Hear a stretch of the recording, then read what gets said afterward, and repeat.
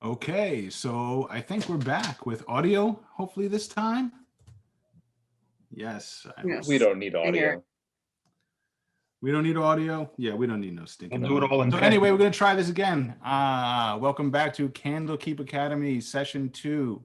We have a very special guest star with us. We have Nina from Dwarven Forge. She is one of the lead sculptors there and a good friend of Stat Trackers and my wife and I personally. So welcome, Nina. Hey, Jim. Thank you for inviting me to come on. As Jim said, I'm one of the lead sculptors over at Dwarven Forge. If you haven't heard of us, check us out. We make the world's finest miniature gaming terrain. And we have shared a booth with Stat Trackers at Gen Con many, many times now. Well, it feels like many times because Gen Con is a lot. And we use Stat Trackers in all of our games. So you should absolutely, if you haven't tried using them in your game, absolutely check them out. I'm not being paid to say this. That's true. Thanks, Nina. Thanks. Yeah, so this game is brought to you by Top Dog Games, and we are the creators of Stat Trackers, which is this DM accessory you'll see me using tonight and every time I DM. You just hang them on your DM screen in initiative order, and you have all the stats for everybody in the combat right in front of you. The box set comes with 317 official 5th edition monsters, animals, and NPCs pre-printed. So it's in an intuitive, easy-to-use format, much easier to use even than the monster entry. I've been DMing for like decades. I won't say how many decades, but a lot of decades. So this is, basically the thing that I came up with to run my games efficiently. Oh yeah, John's got the box there. Thank you, John. So without further ado, why don't we have the players introduce themselves? I will start to my left with Jordan. Hi, folks at home. My name is Jordan. I play Radley Daspinar. Radley is the party's wizard. I've chosen necromancy as my school of magic. I've now hit 2nd level. Radley is the noble servant to the Oaks family. It's part of a family of servants. So I've been sort of Lionel's friend and valet, or valet, if you want to go with the English pronunciation, for many years, and we're comrades, and we've come to Candlekeep together and hope to learn its secrets. Yes. And also, stat trackers are great. I was paid to say that. You got to get in on some of this cash. What? I did not agree to any of that. Remember, 3 times 0 is 0. So that's right. And a free hat. Free hat. Free hat. Mike, take it away. Sure. My name is Mike. I will be playing Lionel Oaks, who is a noble who is coming to Candlekeep to maybe solve some mysteries of his past and the past of his bloodline, and also possibly trying to do some other stuff while he's here. I will be playing my first ever druid in this game. I've never played this class before, so all of the mistakes I make are completely my fault.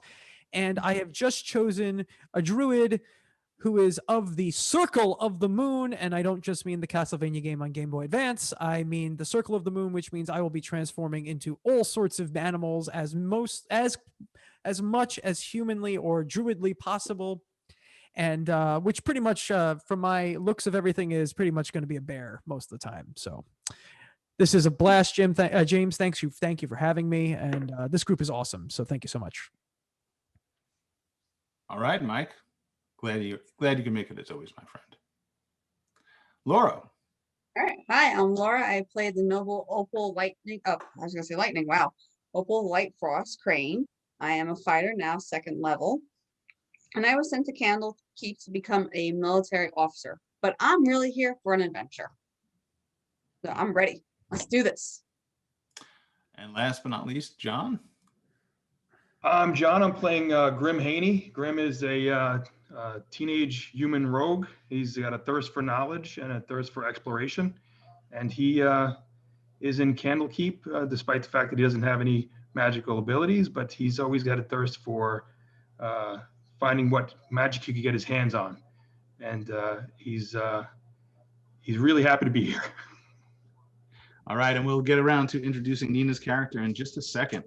So last week, the party had stopped into their friend Kelvin's room, Kelvin Thorne, who's a half-elf fellow student at Supper Bell, to see if he wanted to come along to the dining hall and he wasn't in there. So they poked around his room a little bit and found a book with the cover bearing the likeness of Mordekainen, who they know is a very powerful wizard who really had a lot to do with extra dimensional spaces. They found writings in the margins and found a password, said the word scepter, and discovered an extra dimensional mansion that was anchored right there in this dorm room. They went in looking for their friend Kelvin. They found all kinds of crazy adventures. They fought a mimic and later learned that that same mimic had unfortunately killed Kelvin. So when we last left our heroes, they had just stepped back out of the magnificent mansion, back into the dorm room. They were holding Kelvin's shoe as proof. Standing in the doorway, they see Horace, one of their fellow classmates. He's kind of round-shouldered, kind of dumpy, shaggy, reddish hair, very thick spectacles, and he's standing in the doorway. And even though you've been in the mansion at least an hour, probably closer to an hour and a half for all the time you took searching for books and so forth to get out, you can still hear the last of the supper bell ringing when you step out of it. And you see that Horace steps in there and he says, "Hey, you guys ready for supper?" And you turn to see him. He's like, "Holy shit!" He says. He looks at you covered with blood. He's like, "Is that Kelvin's shoe?" And you turn and you look at his shoe and you realize not only is it his shoe, his foot is still in there. Oh, I drop it. Ah! Oh, Horace, Horace, we have terrible Kelvin's news. foot comes bouncing out towards Horace, who screams. Horace. We've Horace. already eaten, Horace. Can't you see? He starts hyperventilating. No, Horace, deep breaths, my friend. Deep breaths. Deep breaths. Oh my God! Horace. You killed Bradley. Kelvin! Damn You it, killed man! Kelvin! Horace, listen to me. This is a matter of urgency. Kelvin Thorne is dead. We need get someone of authority. Bring a teacher or someone, a prefect, whatever we have at this damn school. He's nodding frantically. When you let Go. him go, he Go. goes Go. running What are you off. waiting around for? Run. He goes running off. Well, I believe we made quite an impression on Horace, and I feel like this is going to go swimmingly for us, team. So wonderful work, everyone. We didn't kill him. No, absolutely not. We just came back with his foot. Well, we came back with something. Yes, that's true. At least we have proof that he's been destroyed by seemingly an all-powerful wizard, or possibly a chair that eats people. Well, And so I they love need to be to much remember- more careful with the books in the restricted section. That's true. He shouldn't have said scepter. And remember that Brother Ven and Lady Soraya are with you at this moment too. Right. Oh yes. Brother Ven is like, "We're going to get in so much trouble." Listen, Quiet, listen. Ben. Damn That it. was good, James. That was good. Let's Lady let's Soraya, don't worry about it. let's just tell them that we were concerned for our friend's safety, and we decided to go after him to try to find him, and it'll be all right. We Well, were that's doing the the heroic. truth. Yes, exactly. We were Yes, doing that's, the heroic. that's literally what happened. Exactly. Yeah. We were doing the heroic thing. We weren't breaking any rules. We were saving shoes. Trying to save. So there Listen. was a great deal of explaining to do after this incident, and it made for an even tougher semester. But eventually, after a very thorough investigation, your story was accepted as mostly true, and you were all simply put on probation for reckless use of magic and failure to notify faculty of an anomaly, as opposed to being expelled from the school. And you take that as kind of a win, considering what you Badge went of honor. judiciary process and the thorough investigation, even though it really was no fault of your own and all you were doing was looking after one of your fellow students. So it's a tough first semester, long, cold winter in the Seaward Manse. You get to know some of your fellow classmates. Opal, another student who has Feminor Scrivenbark as their great reader, is this very unusual student. It's a young cat person. Okay. And her name is Mira, and you kind of get to know her. She has an interesting sense of adventure. So Mira, I'll let you introduce your character. I don't know that I'd say I'm a cat person. We call ourselves tabaxi. My name is Mira Subtlefang, gentle lady adventurer, grand poetess of lost tales, chronicler of the hidden things, and of course, fashion icon. Yes. And I'm sure that you are all pleased to meet me, as I am pleased to meet you. Yes. Absolutely. So you find that Mira definitely shares your sense of adventure, Opal. She's very interested in other cultures and places, and under the tutelage of Feminor Scribenvark, you kind of bond a little bit. And you know that she's a valuable asset when it comes to knowing things about the wild in general. Okay. On that front, you actually introduce her to Lionel. Now, is it Lionel or Lionel? Lionel. Lionel, okay. Lionel is a aspiring druid. So Yes. you meet Mira as well, who has more interest in archaeological things than natural things, but certainly an interesting person. Well, hello. Nice to Hello, meet you, Mira. nice to meet you too. And I certainly know my way around wild things too, as most archaeological findings tend to be buried underneath them. Yes, quite. I imagine that's something that is actually pretty common. I try not to disrupt the natural world too frequently, but sometimes I realize that we have to. So, pleasure to meet you and welcome. Welcome to the school. Thank you. Hopefully, our adventures will be great and hopefully less. Hopefully, we'll get ourselves into the right kind of trouble. Or the wrong sort that ends well. Yes, I'm familiar with that as well. Mira, you've heard about these students and the exploits of them their first week here at Candlekeep and the trouble that they got into. But these there's 6 of them, kind of show some interesting mettle. So you make it through your first semester. You actually barely scrape through midwinter break between Hammer and the Claw of Winter. And struggle on through the thick of winter towards spring, just very much looking forward to the next holiday, which is between the claw of storms and the melting, known as green grass. As you approach spring break, I'd like everybody to give me a DC 15 intelligence check.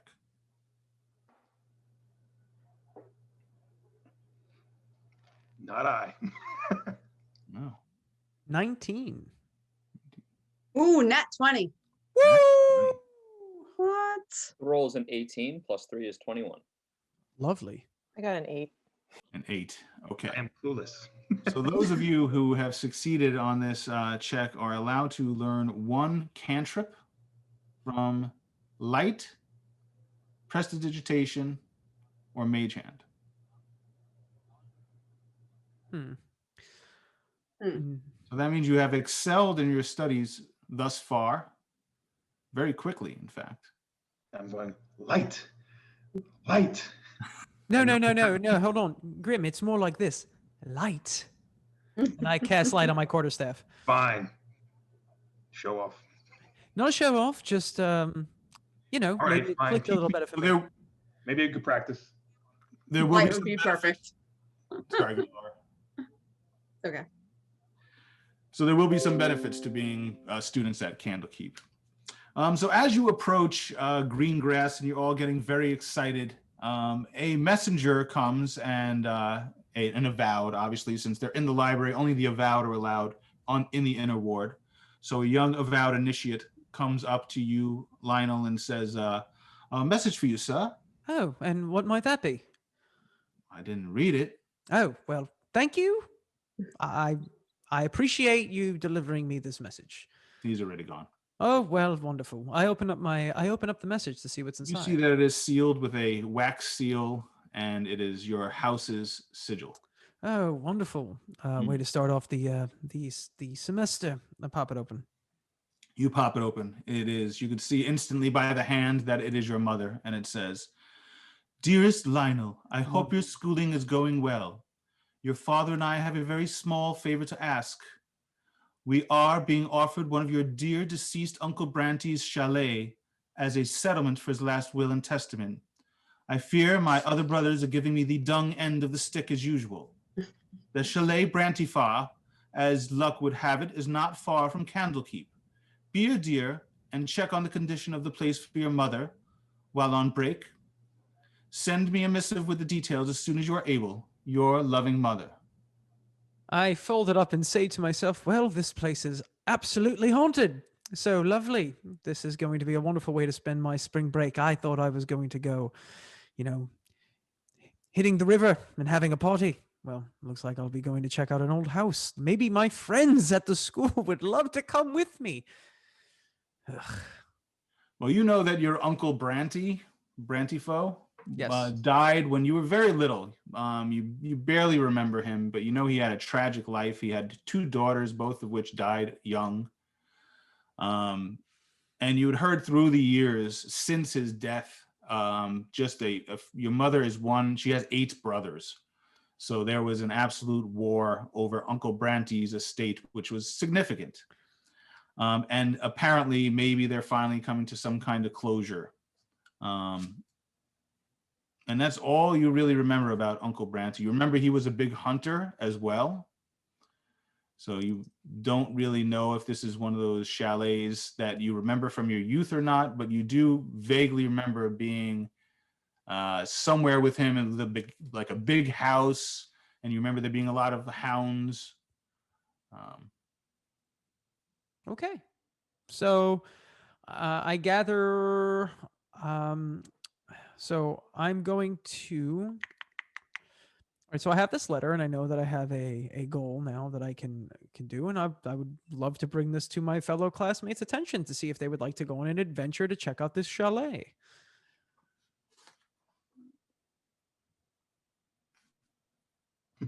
Is everyone here, or where are we? Yeah, everybody is always nearby. Okay. We're all staying in the same place. All right. So Talking to each other for a long time. I'm gonna check. Yeah, okay. I wasn't sure if we were all like in the same room or whatnot. So Where are we? yeah, are we in the dormitories?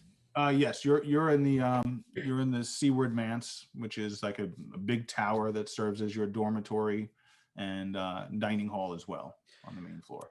Well, friends, it appears as though my uncle has left a chalet to my family, and my family would like me to investigate it to give them some sort of insight to what is going on and what the status of this home is.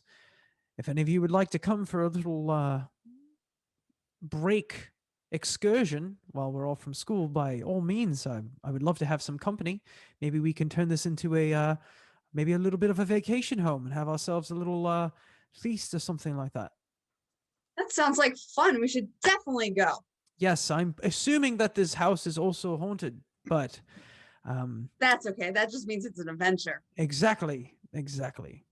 Bradley, have we? What do you think? Where you go, I follow, sir. Let me just cross out my plans for spring break. I just look over at a completely empty desk calendar, and I just fold it shut and usher off a tumbleweed. Well, I'll get to that later. Let's go. Well, it would take me most of the break to find my father, so I'll probably just stick with you guys and go check out the chalet. Fantastic. This sounds like we have a little bit of a traveling party. You We know who should would like invite to my come? friend We Mira should to come invite with that us. Mira. Yes, look at that. Yes. Yes, we should totally do that. As you mention my name, you notice that I'm standing directly behind all of you. Ah! And she's Ah, behind good me. God.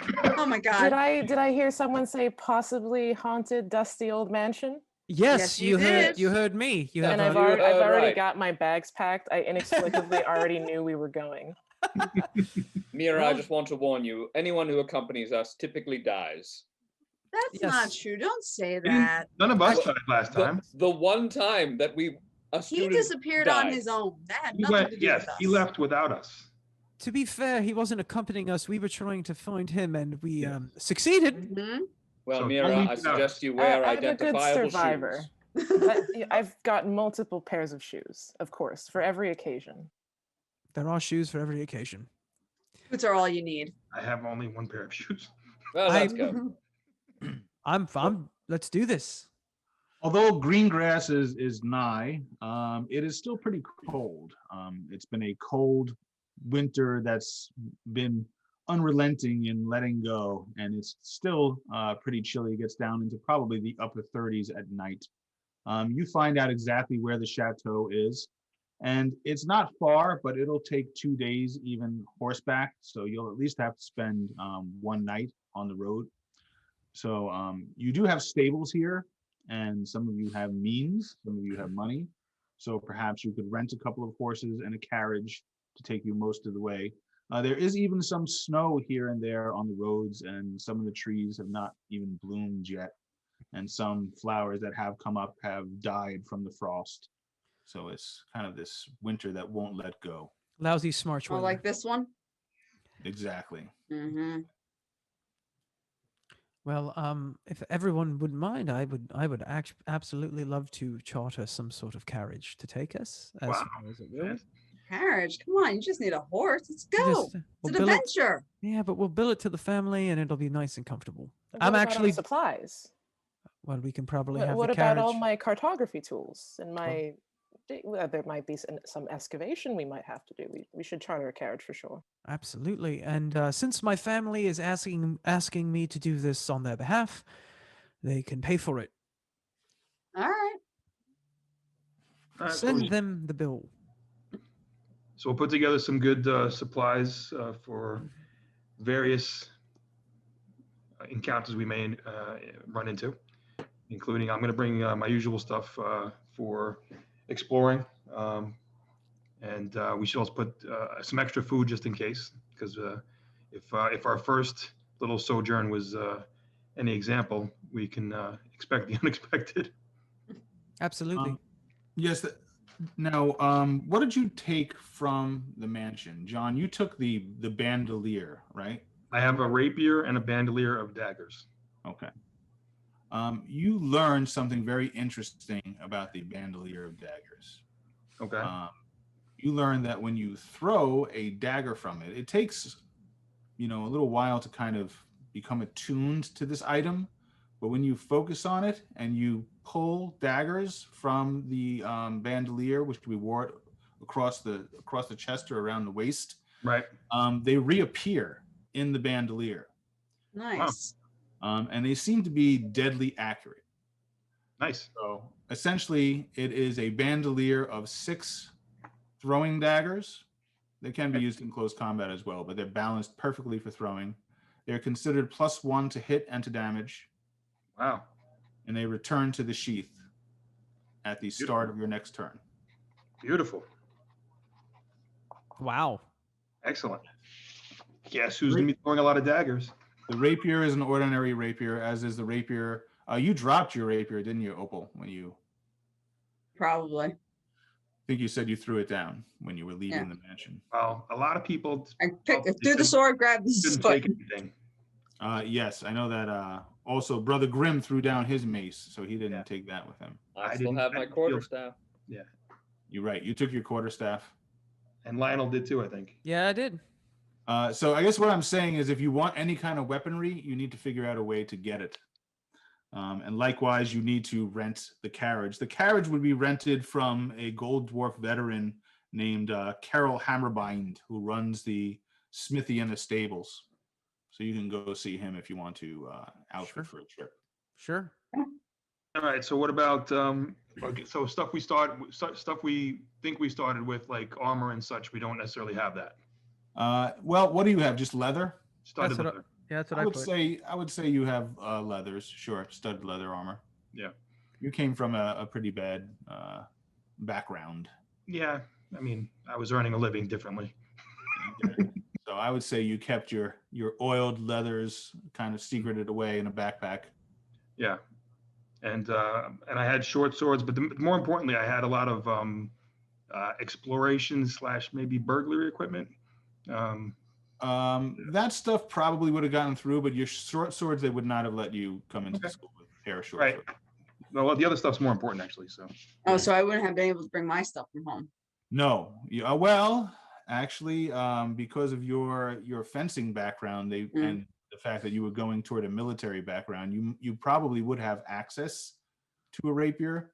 Okay. That you can maybe sneak out, but no, they didn't let you in with one. Okay. And in Ooh, fact, that's gonna you be do tough. know that you all have weapons practice. I mean, I mean, you've definitely seen me goofing around with the rapier in the in the dorms.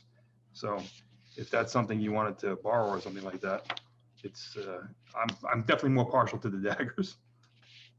Yes. All right. Well, Grim, may I borrow your rapier? Because I can't take one from the school. It wouldn't be right. Okay. Yeah, take it. Thank you.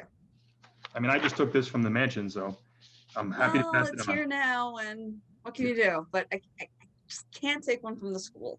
Okay. Here you go. Thank you. I know Radley and Lionel, you're happy with your staves. Not very concerned. What is your weapon of choice, Mira? I also have a rapier, You have a Nice. rapier as well. and certainly no hidden weapons on my person, none at all. Okay. Certainly not. No. None whatsoever. Just like you No, weren't standing no. behind us and we didn't know. So your rapier It would would have be been taken. unladylike. Excuse me. So It would have Mira, been your taken when I got rapier there. would have been taken from you when you entered the school, Okay.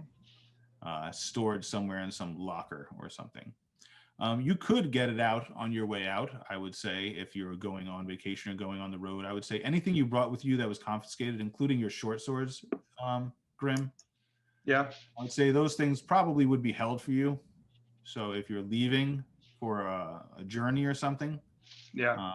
you probably could get them back. There's probably a bunch of bureaucratic red tape that you have to go through to do so, but you could do it, Do we have to ask permission before we go on this trip? Is that the type of? Not if you go over spring break. No, you're permitted to leave the premises over spring break. Because the first chance you've gotten, because midwinter, even though it was supposed to be a break, they gave you so much work to prepare for your midwinter exams that it really wasn't a break.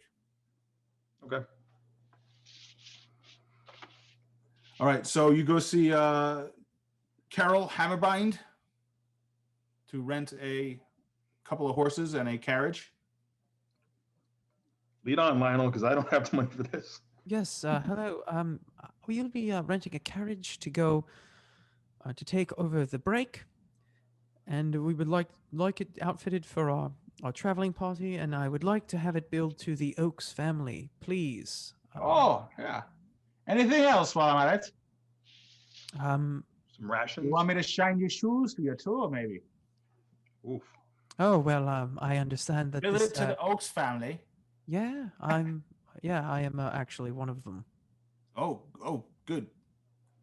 I'm guessing you don't know who the Oaks family are. You have a wonderful sense of sarcasm. So So what you're saying is I should just give you a couple of horses and a carriage and just bill it to some family? yeah. Okay. That's not the way that works here. You're a child. So what would you rather me do? I'd rather you give me gold than I'll give you the horses and the carriage. Well then. I also take platinum and silver. I'll even take copper. If you Wow. Wow. So that's wonderful that you're someone who will stoop so low to take a copper. I guess my question to you is then, Carol, is how much is it to rent one of these carriages, and when can? Yes, how much? How much should we pay you for this? How long do you need it? You said what? It's like a 2-day journey, Yeah. or maybe 4 days, 5 days. 4 days. Well, it'll be 300 gold down. So when you die in the woods, I can replace the horses and the carriage. But it'll only be 10 gold per day.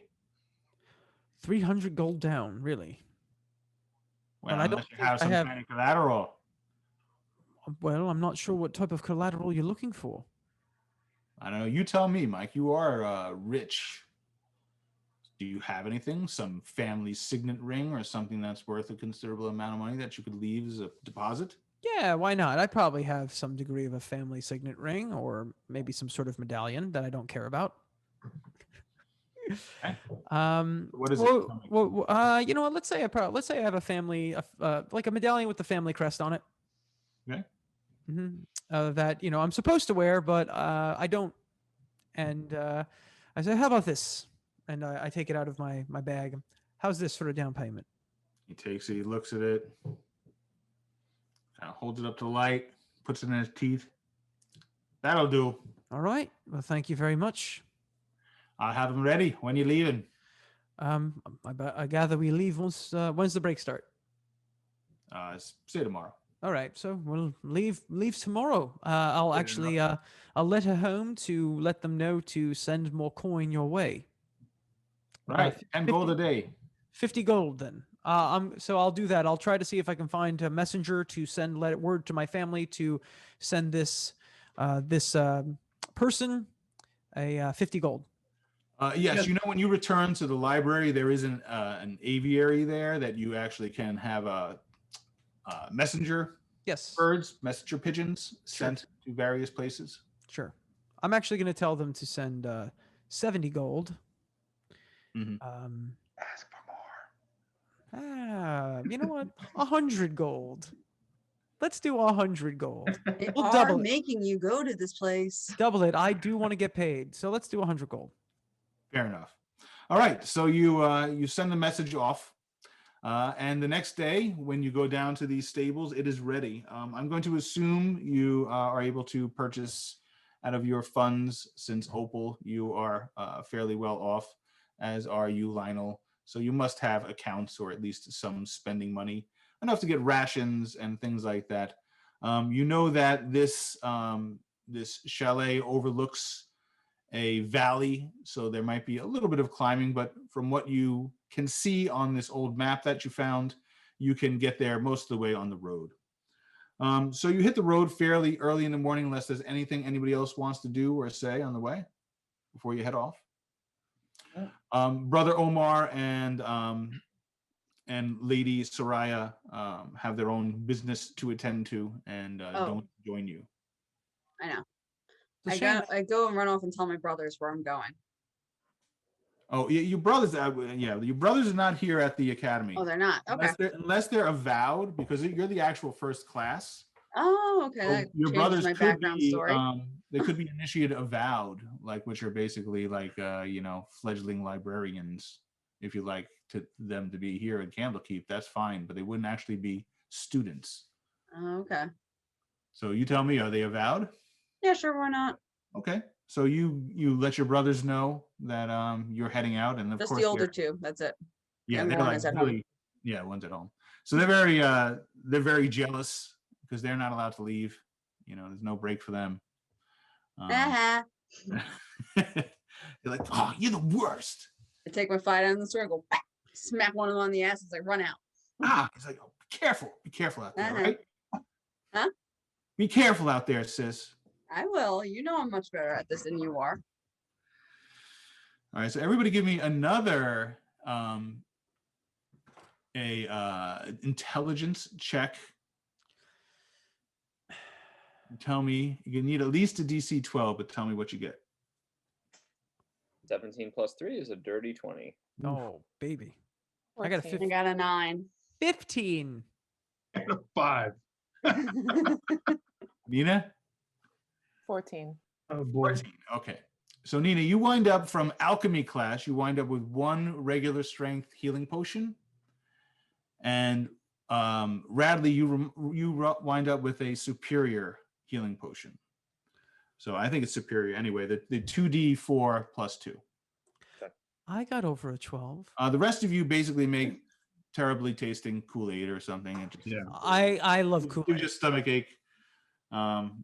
Even if it's gives me Yours gives you diarrhea, so perfect. So far, my I- biggest disability is to be a I mutant. use Purify Food and Drink on my Kool-Aid.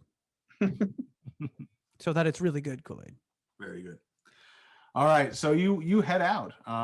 The morning is crisp and probably in the 40s or so, but it's beautiful to be out of the stuffy library and on the road.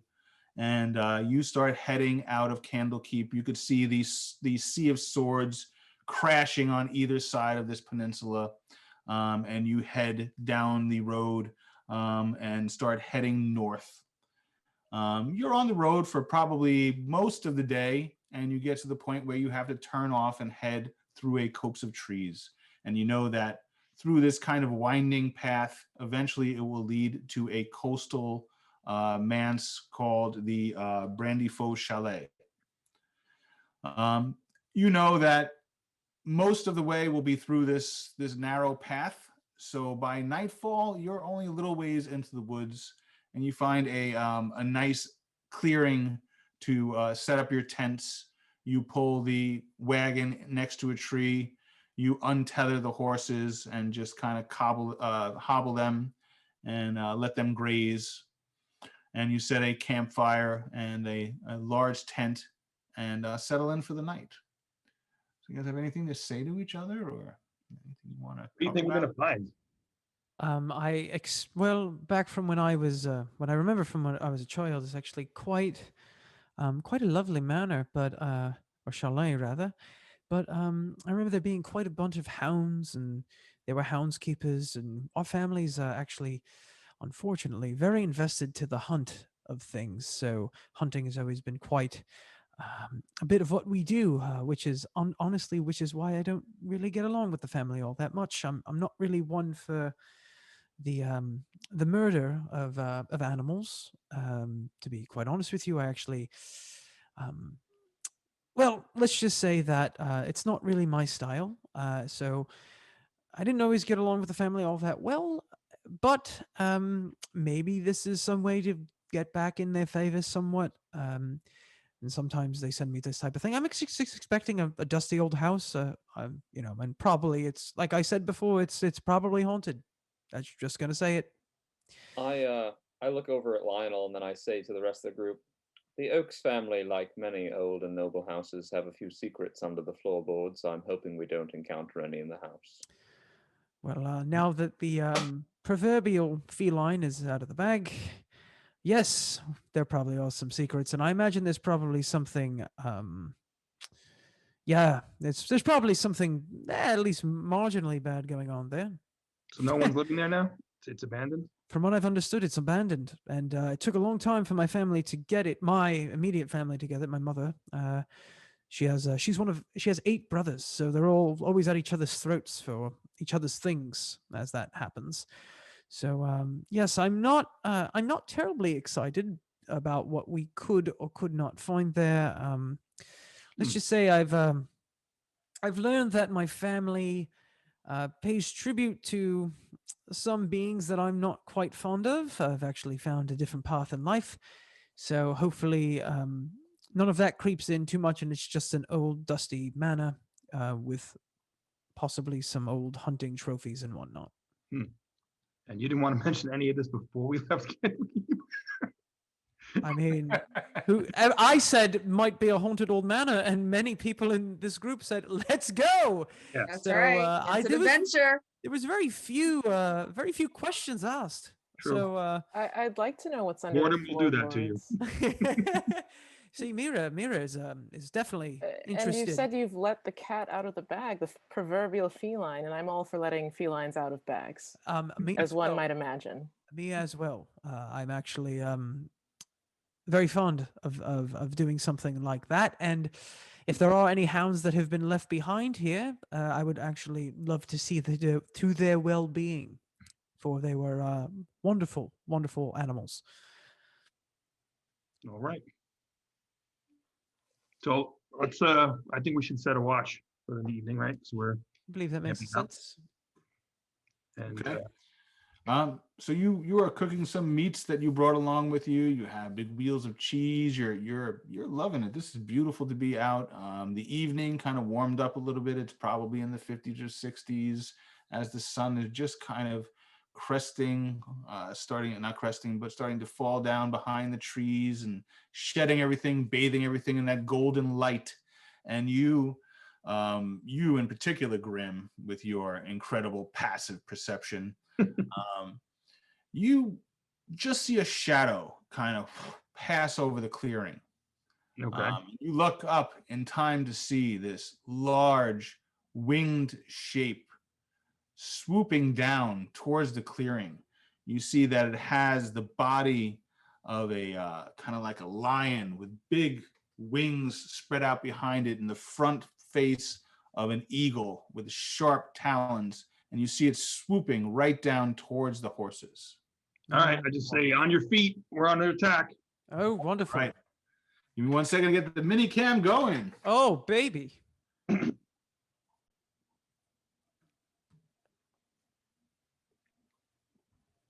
I've been just gently playing lute music this whole time.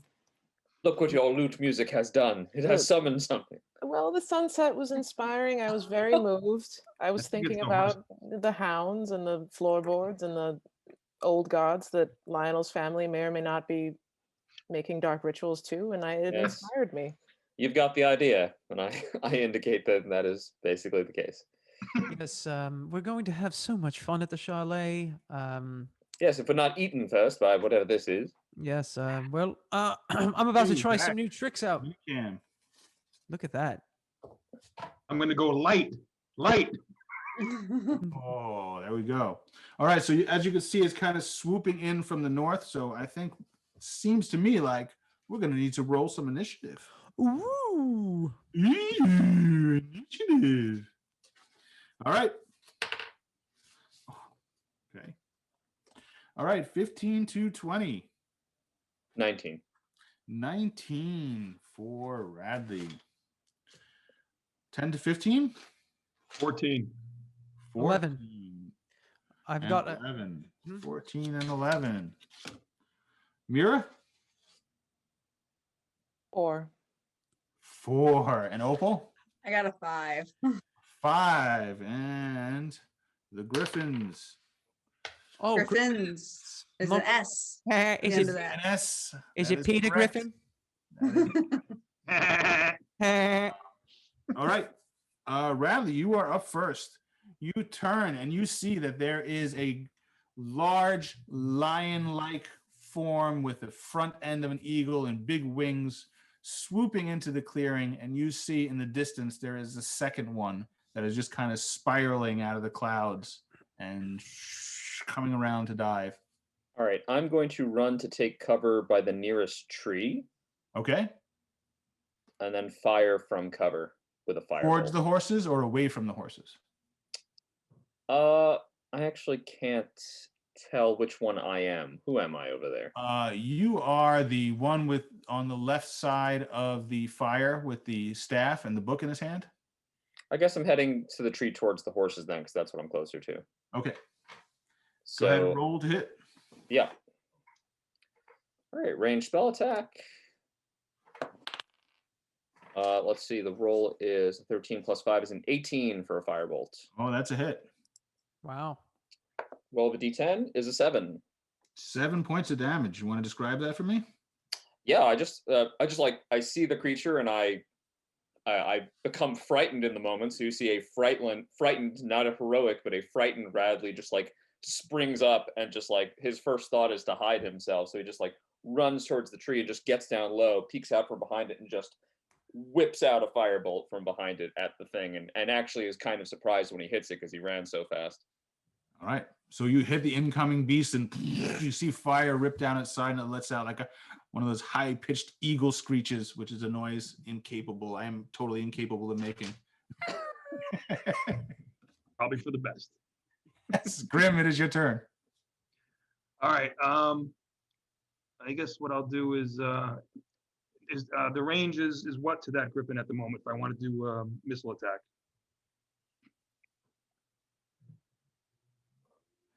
About 40 feet. So I got to step forward two About 10? squares Sure. towards the horses, and then I'll toss 2 daggers at the griffin. Okay. Roll to hit. Just I wanted to get Pull into 2 daggers out of your new bandolier. Yes. I just wanted to get close enough that it was not at disadvantage because of the range. Gotcha. Wow. Not good. 2 misses. 2 misses. Woo. Okay, so both daggers go flying wide. How bad of a miss? Because they have pretty low armor class. Oh no, these were what I get 7s. Yeah, 2 7s. I rolled the same thing on both dice. that is terrible. Yes, I'm doing very tough. You also have your cunning action now. If you'd like to dash or do anything like that with your bonus action, you also have about 5 more feet of movement regularly. Yeah. Let me move over next to Radley. Okay. Thank you. All right. Lionel, it is your turn. All right. I'm going to stand up and go, well, first time I'm trying this trick, I'm going to transform into a brown bear. Oh, okay. What the heck? This is going, I turn to the party and say, quite frankly, I'm actually always angry. And I transform into a bear. And I run up to the griffin. And Okay. I attack it with my multi-attack. So at the moment, you cannot attack it because it is still up in the air. Oh, it's in the air. All right. Well, can I ready my attacks for when it comes down? Yes, you can. You can move and then you can ready an attack. So you can close. So for bonus, you transform. Yep. You can do your movement and then you can hold your action until they come within range. Yep. I will hold my action. All right. Where would you like to move? Towards the horses? Yeah, I want to protect the horses. It seems pretty obvious. He's swooping right toward the horse. Yeah, I don't want our horses to die. Very expensive. Yes, that would be awful. And the down payment, the insurance money is just. All right. I always get the extra insurance when I rent a carriage. And so you want to describe what this looks like, because this is the first time your friends are seeing you, and in fact, the first time you have successfully transformed. All right, so you see Lionel just kind of sit there and kind of almost like in a way that upsets him. Like this is not something he really wants to have to do. So he looks at you guys and goes, "Well, here goes nothing." And you see like him just like kind of lean back and slowly, but like he like almost like a werewolf transformation, right? He like leans back and like hunches on the ground, and you slowly start to see like his snout start to grow into a bear form. He starts to get bigger and bigger and bigger. Parts of his clothes start to rip, and he is just a bear. And he's just like, yeah. Well done. So the griffin's turn is next. So it's swooping right by you, Lionel, in bear form. So you can go ahead and make your attacks now. So I can do my attacks. All right. So I'm going to go with my bite attack first. My bite attack is a hit with a 22. For 11 piercing damage. Oof. Okay. And then my claw attack is going to be it's a 10 to hit. 10 is a miss. All right. So I hit him with a bite. I bite the griffin. So as it comes swooping down past you, you manage to grab onto one of its talons with your maw, and you're like, "Roar!" And you take a big chunk out of its leg. Very nice. Its talon is bleeding, but it continues to fly past you towards the horses, and it makes its attack on the horses. Oh, wonderful. That is easily enough. So it sinks its talons into this horse right here. And it does. This is where stat trackers come in handy. Here's the griffin right here. I have the attack modifiers that to hit. I see it's 2 + 4. That is 6 points of damage with the claw. Oof, that horse is hanging in there. Oh, and here's another thing I'm using tonight is my hit point tracker. Ooh. Very nice. And it also gets a bite. Natural one with the bite. So it sinks its claws into the horse and kind of tries to take off with it. I'm going to do a strength. That is a 12. So it's struggling with the horse. It moves it a little bit, but it's kind of dragging it along the ground. What was I going to say? I had something to say. It rolled a natural one, so its beak falls off, right? Yes. Its beak misfired, actually. Dropped your beak. Oh, yeah. Meanwhile, the other griffin comes swooping down from this direction.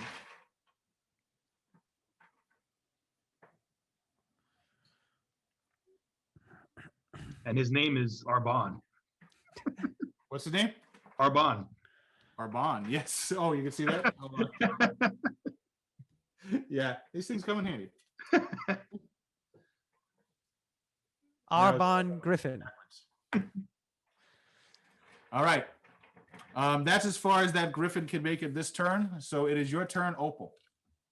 All right. So where am I exactly? You are right here in the red cloak. Oh, that's me. So I see the other griffin dragging off the horse. Yes. Right.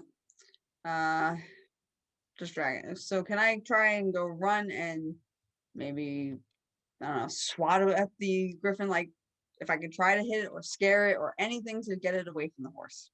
Sure. You can definitely run up to it. It's right behind you and it's struggling. So it's kind of dragging the horse and the horse is struggling. All right. So I'll go running up, unleash the rapier, and just try to just hit at it as hard as I can. Okay, go for it. Which I need to get to my character sheet because I don't remember what it is. Oh, sorry. You are +5 to hit with the. All right. So I got an 18. Yeah. Woo. All right. That's a hit. So now I need a D8. Hold on. Your D8 +3. All right. I got a 9 altogether. 9 points of damage. Very nice. Okay, so you run up and you stick it with the rapier deep into the thing's hindquarters, and it lets out this noise, and its head comes Oh, that was horrible. trying to bite you. It whips its head around and tries to snap at you. That's it, right? No bonus action. Oh, bonus action. Do you have a dagger or something in your offhand? Because you get a second attack as a bonus action. Oh, yeah, that's right. I do. Yeah, You I do. do. You are a 2-weapon fighter, so you even get to apply your dexterity to the damage. Oh, really? Yes. All right. So with my offhand, we'll use that. Okay, let's see. See what we do. Wait. You know what I don't have? I don't have that on my character sheet. That's okay. What'd you roll? What was it? 11. 11 in your +5, so that would be AC 16, which is enough to hit the griffin. All right. Thanks, stat trackers. Yes, thank you, stat trackers. So then, what do I need to roll for damage? It's with a the dagger, so it would be 1d4 +3 damage. Okay, thank you. You're welcome. All right, 4 altogether. 4 altogether. Oh, so you run up Add that. and you stab the griffin with the rapier. You pull it out and you slash it with your dagger. And this thing is turning around all angry, snapping at you. Mira, it is your turn. Okay. I think it's hilarious that this thing can't even lift the horse, so I'm going to viciously mock it. I'm going to say, friends, are we sure this is not just some sort of mangy, overgrown chicken? I thought griffins were strong and noble and majestic, and this one can barely lift a half-starved pony. Oh, stop! This is gonna eat me now. The bear laughs. Oh, but it's by going to the have way. disadvantage if it on its attack. If it fails, my DC is 13. DC 13 as a charisma saving throw? Wisdom. Wisdom? That is definitely not going to save. That is a 6 - 1, 5. You've Okay. hurt its feelings. Good. Good, and it's gonna take, well, not too much damage from me, but that's 3 damage to it, and it's gonna have disadvantage on its next attack. Okay, so And then I'm 3 going points of to- psychic damage. Go ahead. Bonus action, I'm gonna give Lionel bardic inspiration. Roar! Yeah, so I'm gonna be like, you there, bear that just appeared from nowhere. There's a salmon in this for you if you succeed. I actually I don't know if I can understand the other party members when I'm in bear form. You I'm not can. You sure. can. And- You are. Okay. You maintain your intelligence as a Okay. group. It's not like Okay. And it's not magical. I don't think my damage is magical yet. It doesn't count as magical yet. But as you say that the griffin is just a big mangy chicken, the bear's it just laughs as a bear would laugh. Okay, so you have an inspiration die that's 1d6 for 10 minutes. You can add that to your ability check, attack roll, or saving throw. Absolutely awesome. Great. Okay, excellent. So you mock it to the point where a little tear rolls down its face, and you see a little blood trickle out of its ear as well. You did psychic damage. Feel so bad about its performance, I suppose. All right, so Radley, it is your turn. Radley just shouts, "There's another one on the way!" And I'm going to peel off from the tree where I'm hiding and run towards our carriage, and I'm going to shoot a firebolt at the new griffin. Okay. Roll to hit. Sure. Range spell attack. Hit him with The roll is an 18, plus 5 is a 23. I'm bowling rocks tonight. Sweet. straight boulders. The damage is 6 fire. 6 fire on the new guy. Okay. Yeah. Well, so that one let's. You see, I told you I couldn't make the noise. And I'm screaming. And Radley has spent a long, cold semester really trying to perfect that firebolt. So I think you actually see he's got some really nice moves. He literally is like plucking the flame from the weave before he tosses it out towards the new griffin. Is it still your trademark black flame? The black flame is only for when I max out on the damage, and then you see like my eyes go black, and something is very wrong with Radley. Okay, I like that. I love it. Yeah. All right, Grim Haney, it is your turn. All right, so I will scoot over to the griffin that's trying to take off with the horse, Okay. and I will stab it with 2 other daggers. Yeah, get that. Get I that have. sneaky sneak. Yeah, I'll get a sneak attack on it. Sneak. Let's see what I get. First one, okay. Or you could be a swashbuckler where you All right, sneak I attack. get a, what do I get there? I get a 19, so that should be a hit. Oh yeah. This is the one with the sneak attack, first one. And I get 3, 6, 7, 12 points of damage with a dagger thrust to its kidney or something. I don't know. So, and the other one was AC 12, which probably missed. That's just a hit. Oh, sweet. And that one I don't get my stat bonus on, right? Correct. That one is another 4 points because of the +1 on the dagger. Okay.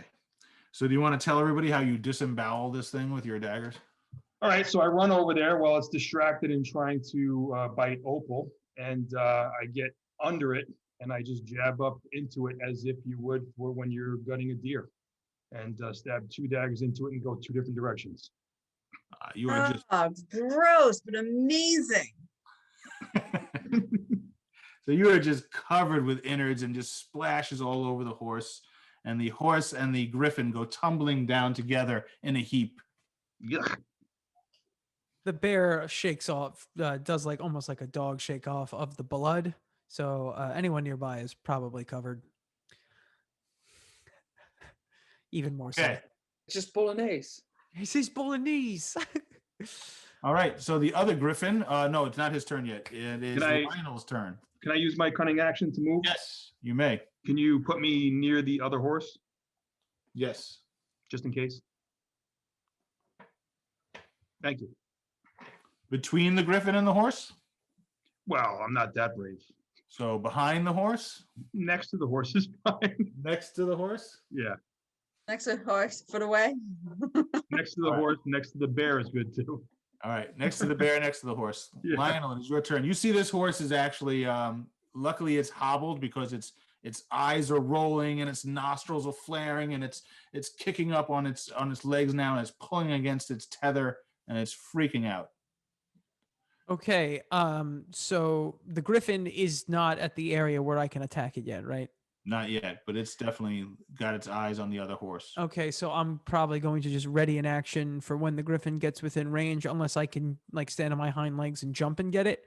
I Nope. don't think so. So my question is I can't also do like a handle animal check as an action or free action or anything to like try to calm the horse down as a bear because that'll probably just scare it more. No, I don't think a bear is very calming to a horse. Oh bother! And the bear go,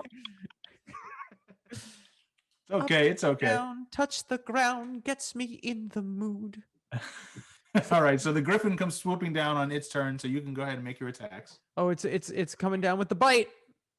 Oh, 24 to hit. ooh, That's Yeah, 7 bitey bite damage. 7 bitey bite damage. Okay. And then with the claws, I can use them. I am the claw. No, that's a miss on the claws. Miss with the okay. So you manage to bite this one as well as it's coming down, latch onto this one's leg. This one's rear leg is its lion-like leg. And it comes swooping down. It is going to attack you because you have distracted it mightily from Great. the horse. That's what I'm here for. So it attacks first with its claws. A bear tank. 18 plus 6 is 24 points of damage. 24 to hit. That will. I mean, that'll hit. Yeah. the 12 bear. points of damage. Okay, I could take that. Sinks its claws into through the thick flesh on the bear's back, and then tries to break you. Natural 20. Uh-oh. Great. The beak doesn't do as much damage as the claws would have been worse, but let's see. That's still probably not great. Another 14 points of damage. Damn. Wow.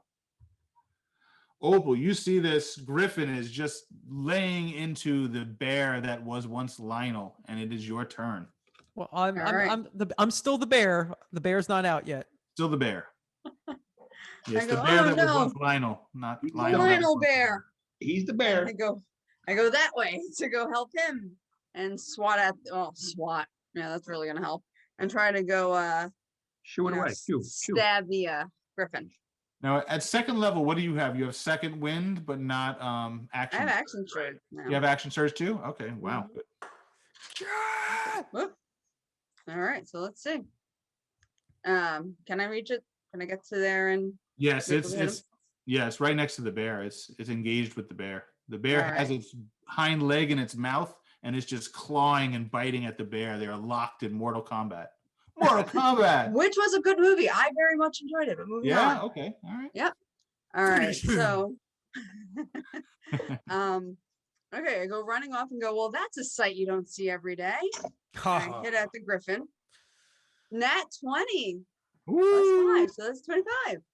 Woohoo. All right. So that's 2d8 plus 3. All right, hold on. Gotta find another D8. There we go. And I dropped 1, so let's try that again. Plus 8 plus 3, 11. Help me with my math because it's not always good. 11 plus 3, 14. There you go. Let's do it. Woo! That's a big hit. All right, so you just see me charging off. Ah! Try to cut out. Bring All out right, my and you dice. Dagger, offhand. No, I'm just too shocked at the fact that there is a bear and a griffin. So that's all it's getting out. That's all that's All gonna right, so happen. you just bury your rapier right to the basket hilt in this thing's side while it's fighting with the bear, and it kind of rips itself away and just pulls a huge gash in its side when it does so. Okay, Mira, it is your turn. You're muted. I'm muted because there's an ice cream truck outside. Oh, Oh, still there? and you're still sitting there? How are you not out getting ice cream? It's night ice cream. I don't know. The sun should be up for ice cream. That's nice cream. That's even better. Yeah, I'm that's better. gonna I thought attack the same it thing. with I'm gonna just run at it, slash at it with the rapier. Okay. And that is a 19 to hit. A 19 hits. So first, that's a 9. 9 points of damage. Mhm. Sweet. Nice. All right. So you want to describe that? That's a big hit. Oh, is it dying? It is in pretty bad shape, but it is not quite dead yet. Okay, well, it's facing the bear, right? Yes. It's Well, I'm facing just away gonna like try to run up and slash it across the face. from- Okay. You see, as it rears back for another bite, you slash it across the face, cutting part of the beak off. Nice. And I want to grab the beak out of the air and pocket it. Very heroic. It lets out this horrific screech and immediately starts trying to disengage, but it is not its turn. It is Radley's turn. Okay, Radley steps out from cover for the first time, feeling like, maybe he's got this. I'm His going teammates got to this. up the level and cast Magic Missile, which feels good to me in this moment. Okay, so I'm just going to cast. So it's 3d4 plus 1 for each, so plus 3. Got it. All right, so 4, 5, 6, 7, 8, 9, 10, 11, 12, 13 damage. Sweet. Whew. Okay.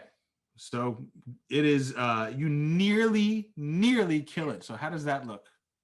Well, So at second level, I got Grim Harvest, which would have let me gain some hit points on that, but since it didn't happen, I think you see like Radley's eyes like go black for a second, and like the missile energy just like looks black, but then it like hits the creature and just is just normal fireworks like magic missiles, and he just looks around like what? It's fine, everything's fine. Just kill it quickly.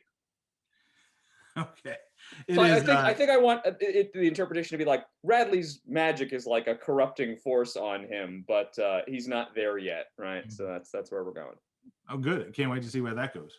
Performance issues, huh? It's gonna be How great. could that go wrong? The necromancer gone wrong? No. At the greatest place to learn magic in the land. Yeah. What could go wrong? Grim, your turn. All right, I will step forward and sneak attack. Sneak attack with my main and do the offhand. And I believe the rule is if I miss my main, the offhand can also sneak attack. That is correct. So I get AC 17. That is a 18. hit. 18, sorry. That's a hit. That's the sneak attack. And I get 2, 3, 6, 6, only 7 points on the sneak attack. And the other one is AC 13. That's it. Another 4 points. All right. So combined, you easily kill this thing. This one, I just, since I was attacking the front, I just walk up and I put a dagger in each side of its neck. All right. Oof. You Nice. see that it was barely holding on there from Radley's magic missiles and Mira's attack and Opal. You guys just really, before it could even get away, you could see it was trying to get away quickly. It falls to the ground injured, and the horse is still rearing and pulling against its reins. I'm going to do a strength check for the horse to see if it pulls free. No, luckily your picket holds. This horse manages to get to its feet, struggles out from underneath the griffin. You see that it is very, very badly injured. It's kind of limping, and one of its sides is laid bare, and there's blood just pouring down its hindquarters. I'm gonna feed it my good berries. Good berries only last 24 hours, so those are long gone. Oh, yeah, we got them. Didn't we get them at like the end of the previous game? it's been a semester Yeah, though. it's been a It's been a whole semester semester since since then, the so. previous game. These were bad gifts. I'm Oh. cursing that little tree man in my head now. I could heal the horse. Spud. A gift is a gift. Don't look a gift spud in the mouth. Do we think they're I'm going to, well, I guess it's not my turn, so Do I see anything else that we got to worry about, Jim? No, we are out of initiative, so you Okay, don't see so- anything that worries you at the moment. All right. all right, I'll transform back into a human and go, well, that was uncomfortable. Now, are you Actually- all torn up when you turn back to a human? What's up? Are you all torn up or you're okay? No, it's like magic transformation, but I just wanted to look kind of cool that my clothes ripped just No, a no, I little. mean no. the injuries. Oh no. I get all my HP back. Well, no, the bear is like temporary HP. If I was to go to 0, I would just turn back into being me at whatever HP I was when I transformed. Right. And any extra carries over. So like if he had 5 hit points left as a bear and something did 15, the bear would be gone and he would take 10. Yeah. Cool. hmm That is a hell of a trick, Lionel. Yeah, it's something that I've actually rather been dreading having to do. However, it seemed that in this moment that it was the most intelligent choice of action. I think we should go take care of this injured horse. If anyone would like, I could definitely heal it. Oh, you could heal it. I could heal it. Either way. Does not matter to me at all. If you'd like to do it, Mira, please, by all means. You can go ahead. All right. Well, I'll go over to the horse and I'll cast. I'm gonna prestidigitate the blood off of myself. I'm going to go over to the horse and I'm going to roll a cure wounds on it. Okay. The horse gets back 7 points of damage. Okay. So you see, go ahead, tell me what you see, because you completely heal the horse.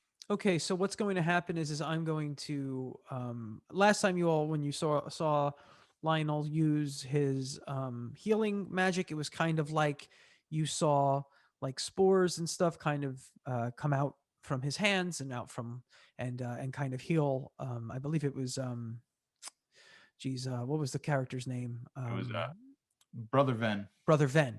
He healed Brother Ven like that. In this instance, what you're going to see is you're actually going to see Lionel put his hands on the ground around where the horse is staying, and you're going to actually see green, like vines, but not like actual vines, like spectral green vines, like kind of woe up and like heal over the horse's wings, like tendrils, like, but it's like branches and things like that. As he pets the horse and soothes the horse as well, and kind of woes the horse and whatever. Okay, so you can see the horse is pulling away from you, and its eyes are wild and its nostrils are flaring. But as you pet it and the healing magic of Miliki passes through the horse and its wounds completely knit, it calms and it starts kind of nuzzling your hand. I rolled an animal handling of a 17, if that helps. So Yeah. I'm going to like pet it on the head, and I know how to treat a horse and take care of a horse. So I'm going to be very kind to it. I'm going to say, obviously, using magic of what is it, Maliki? Miliki, yeah. Maliki to heal the horse. So It's all right. It's all right there. It's okay. It's going to be fine. Thank you so much for your effort. Pulling against you and it kind of sidestepping away from the fallen griffin, but it is calmed down and it is fully healed. You see that the leg that was completely flayed with the flesh hanging off just magically knits, and it looks like the horse was never touched. Wonderful. Lionel, using your skills, are griffins common to this area? Have they been sent? What can I roll for that, James? Give me a nature. Nature of a 17. Yeah, it's they're not uncommon predators, so it's not impossible that they were just happened upon. They're well known for being loving horse flesh, so it's always a risk when you go out into the wild with horses that a griffin may be on your path. Actually, an unfortunate random encounter then. Yes, Radley, seems as though griffin do love the taste of horse flesh. However, we were able to once again escape them. So hopefully everything is less eventful making our way up to the chalet. And our vendor is an astute businessman. It's true. All right. James, is there anything useful that you can harvest from griffin bodies? If maybe I can roll something like Arcana or something. Yeah, give me an Arcana. That we could use back at the. You mean like almost like material components? What are those? You keep saying that. I don't know what that means. I get my Arcana is if I get a 19. Yeah, you believe griffin feathers probably might have some worth. Maybe griffin blood. All right. So you guys may be disgusted to see that Grim just starts to matter-of-factly go about ripping off feathers and putting him in a bag, and start plucking him. He pulls out some little small ceramic bottles and he starts putting some blood in them. And it's it may not be that shocking to you after having had your alchemy course, but it's nothing else. Radley is not disgusted. Grim, on the contrary, I start to help you do this. All right. I actually take a couple of steps back. So do I. And kind of like, all right, they're going to do what they're going to do. I'm going to mind my own business. And I would just like to say that I've been trying to get my way in to learn magic and see magic and be around magic. And I have to say, I'm very impressed with the way you all handled yourself in this situation with your magic and with your combat. And it was really quite exciting. Thank you. Well, Grim, from what I saw, you actually finished both griffins, I believe, for us. So, wow, not with magic. I can't even make a light spell. I am plucking the feathers with Grim. I just look over at Grim and I just kind of say to Grim, I was like, "Well, you seem to have an eye for things of use." Well, I've done a lot of studying that has not borne as much fruit as I'd like, but I've studied much. I see. Yes, dead things can have great value. Yes. Keep plucking the feathers. Ooh, creepy. That's ominous. It's character development. Creepy. Who died and made All right. King of the Zombies? So you set watches for the night? Yes. All right. Whose watches first? I'll take the first watch because I like going to sleep afterwards. Okay, Radley. Anybody staying up with Radley? Stay up. Who's going to stay up?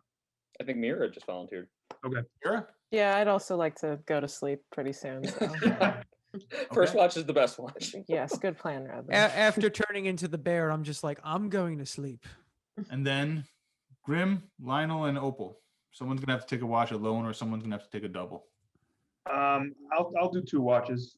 I don't have to recover from much, you know. Okay. All right. Already. I want that spell slot back. I'm going to sleep. Works for watches too. All right. So first watch. So the first watch really goes by very quietly. What are you going to do with the griffin bodies? I suppose just leave them where they lay, right? They're very heavy.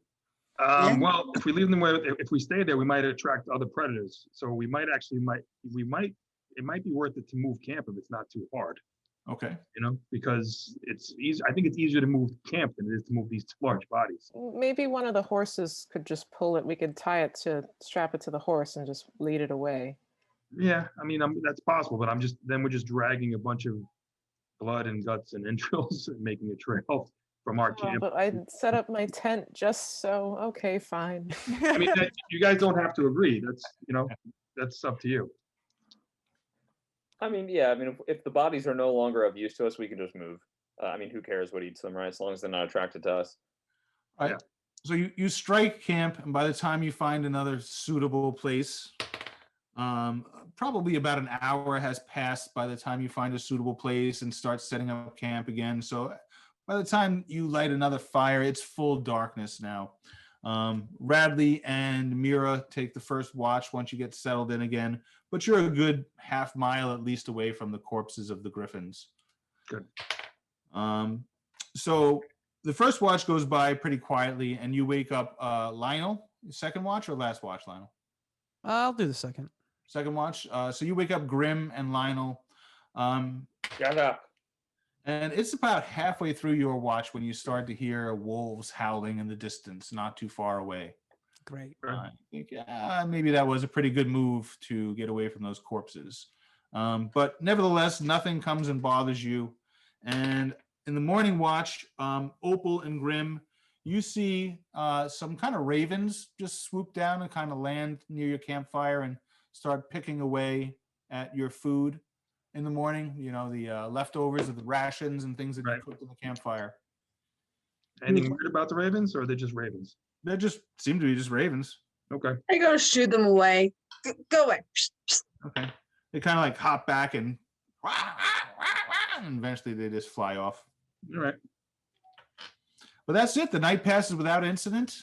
You break camp, put everything back into the wagon, and start heading back up the steep switchback trail. So the further you go, the steeper and more difficult the trail becomes. The road becomes very broken in places. And by maybe noon or so, when you're ready to stop for lunch, you're exhausted from trying to push the wagon out of ruts in the road. You finally decide that this is more work than it's worth, and you pull the wagon off to the side, realizing that you really can't go much further with this. That's bad. All right. So it looks like we're walking the rest of the way. Learning an old trick, being a servant type, I'm going to take one of the wagon wheels with us. Okay. So Radley's hoisting a wagon wheel like you would take a bicycle wheel with you. No one's going to get our wagon. We're returning that and receiving our deposit back in full. Okay. What do you do with the horses? Yeah, the horses. We should be able to lead them along with us, so we don't leave them here unguarded. No. Yep. Yes. It's probably best to do that. If we leave them here, they're going to be lunch for something. Okay, so you lead the horses. You pack up the horses with whatever you consider most essential gear, and you continue on your way. It's probably close to dusk. You stop and eat once or twice along the way, but it's almost dusk when you finally reach a little bit of a rise in the hill, and you see overlooking this valley. You see there is a chalet. You see that it's half stone and half wattle and daub. There is a tall tower, 4 or 5 stories high, that seems to have burned down partially. At least the upper levels seem to have burned. The roof is slate and tile. You see that it is a comfortable estate. but it is very overgrown. The path that leads up next to the chalet that was once for fancy carriages is also in disrepair and broken, with weeds growing up between it. You see some of the trees are bare and others are just starting to bloom. Even from this distance, you could see a small family graveyard off to one side of the house. And just as the sun is starting to go down, you see that this place is before you, and there are ravens in the trees and ravens all perched all over the top of this structure, just coming in for the evening as birds do when the sun starts to go down. All right. That to me sounds like the perfect place to take a quick break. Okay. You're Right. at the halfway point, and allow me to set up some new terrain. All right, so Zach, let's be back in about 10 minutes or so, maybe 15 at the most, but we'll try to keep it to 10. All right. See you shortly. Okay.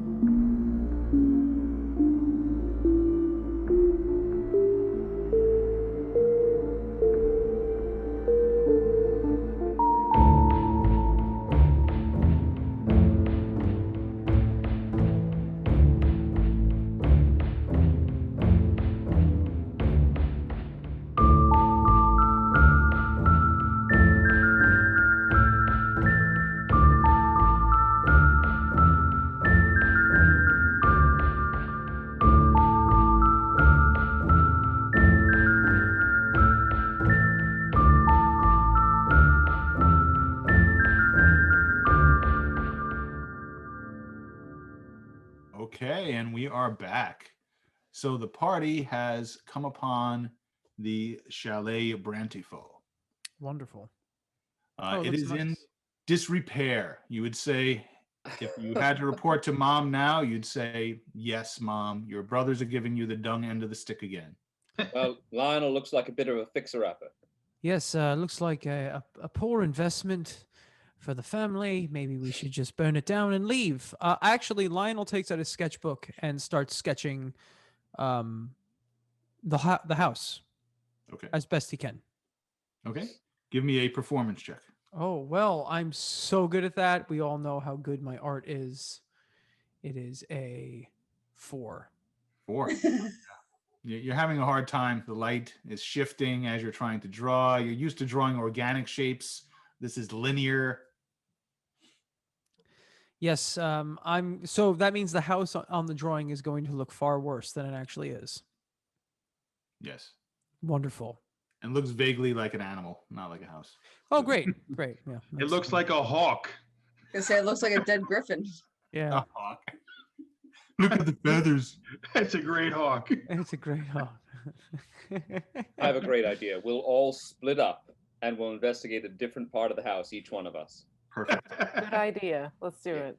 Yeah. You see that That's using the old noggin. many of the windows are broken. The shutters are askew. And you can get in pretty much any window, but there is a front door right in front of you as well. Well, I'm not one to be rude, so I walk into the front door. Okay.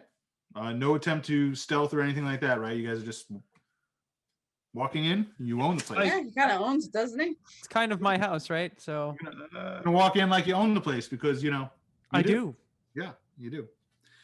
Okay, so you walk in the front door. The door creaks and sticks a little bit in its frame, but it opens up, and you see before you a parlor.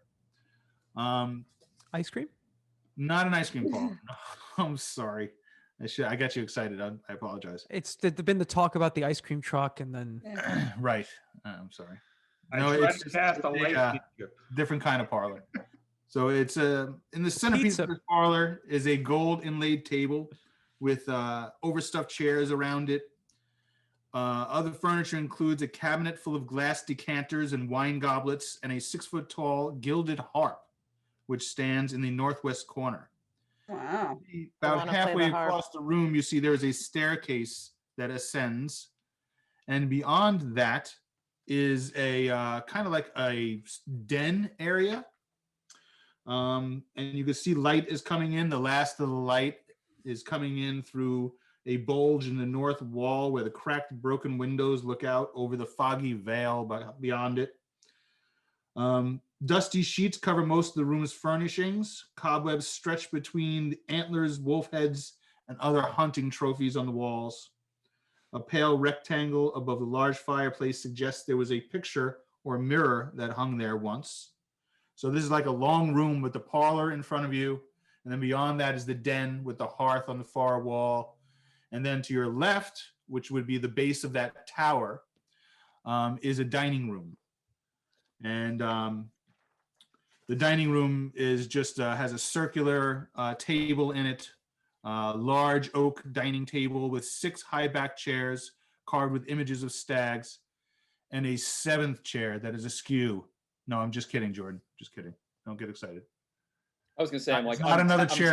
tapping all the furniture with my quarterstaff. They fought a chair mimic last time. Jordan is a little leery of every chair that Yeah, isn't I part don't of the trust. set. I don't trust James anymore. You see that suspended above the table is a gaudy chandelier tied off with ropes. Puddles of water on the flagstone floor are a result of moisture seeping in through the ceiling, which was plaster and now is just kind of falling apart with water leaking in through from the ruined tower above. You see there's a wide fireplace blackened with soot. And then to your right, there is a closed door on a stone wall. all right. Looks like the family is going to. This is actually not quite the best of gifts to leave behind, because I believe that this might cost quite a bit to fix up. It's in terrible It's shape. still a house. Yeah, it's mostly a house, I guess. Mostly falling down. It's true. I'm gonna roll a perception or investigation to see, just see if there's anything that stands out. Okay. Better than any house I ever had. You hear upstairs, you hear the creak of a door. Clunk. Maybe you have guests. Well then, I rolled a 20 on investigation. Hello? Okay. So let's see. Where are you searching? The parlor, the den, the dining room? Let's search the question. Knowing my family and where they typically like to hide things or whatnot, is there a place that would stick out to me more than others? No. Not necessarily. Fantastic. I'm going to search around where I guess I heard the door creak, like below that. Or Okay. Is that not possible? What did you roll on your perception? 20 on an investigation. Investigation. Give me a perception check for the with the door Perception. creak. It's a 10. I don't still have bardic inspiration, right? That's only 10 10. minutes. You believe the door creak came from over the den. Okay. So I'll search the den when I investigate. I'm gonna keep an eye on the stairs. You search the den.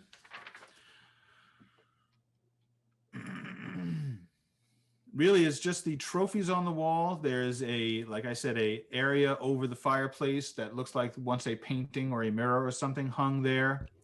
And that's it. There's stairs. There's kind of old worn stairs that head upstairs from the den. And nothing unusual, nothing of value. Everything looks like it really hasn't been disturbed too much Okay. in a while. All right. Well, nothing of interest in here, but hearing a door creak upstairs doesn't bode well, does it? Could What do be you say we anything. should You check also that out notice first? to the right of when you walk in. Let's see. That would be Opal. You see there's a little like closet, which nobody kind of noticed when they first walked in, like a little cloakroom, the closed door. I open it. Okay, you open it. You are startled when flying at you are a bunch of moths, but it startles you for a second. Moths. Gross. I transform into a giant moth and I save Tokyo. Nice. You scare me even more than those moths.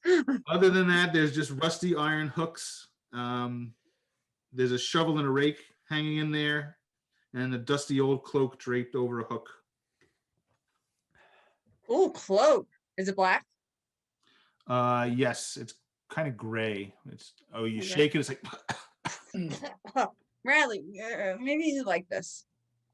Oh, I, yes, that would. Kind of black, but I take Getting the there. cloak.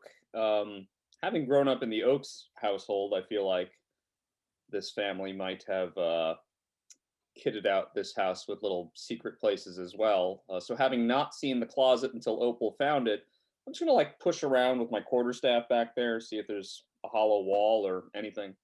okay. I kind of go up behind him, go, "What you doing?" I came from a house where many bad things happened, and this house is owned by the same family. No offense, Lionel. No, you're right. You're right on the money. You poke around for a little bit. You don't see anything.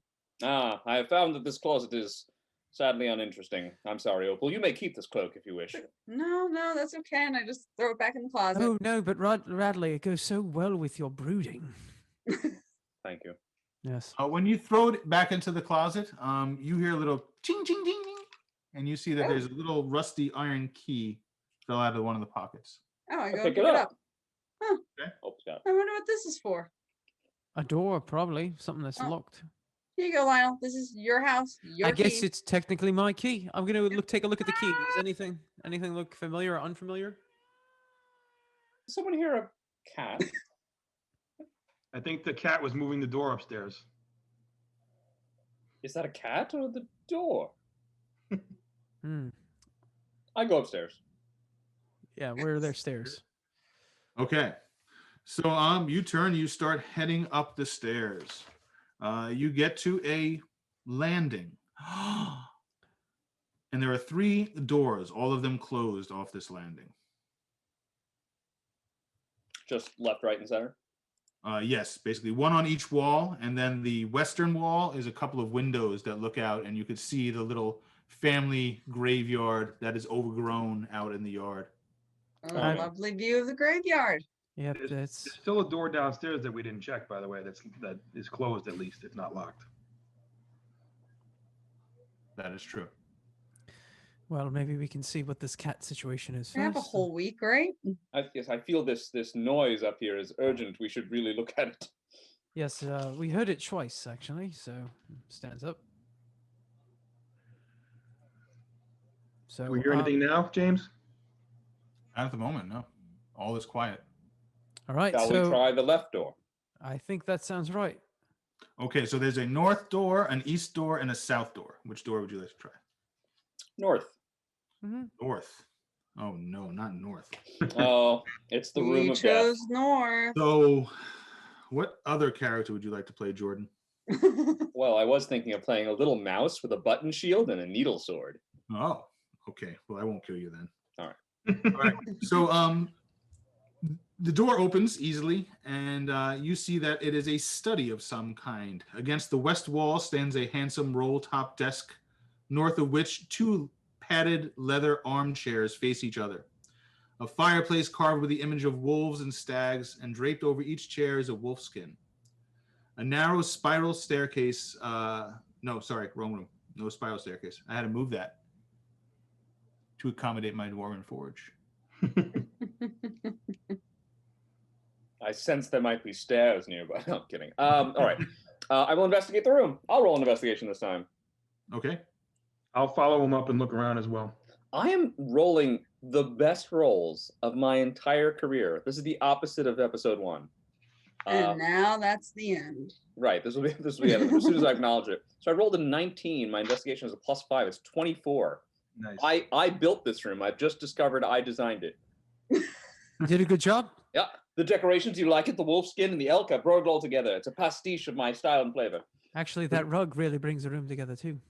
You look around and you infer that this was probably the lady of the house, Aunt Branty's study. There are, even though there are stags and wolves, wolf skins and things like that, there are some feminine touches here and there that definitely bespeak of a woman's, albeit an outdoorsy, rough woman's touch.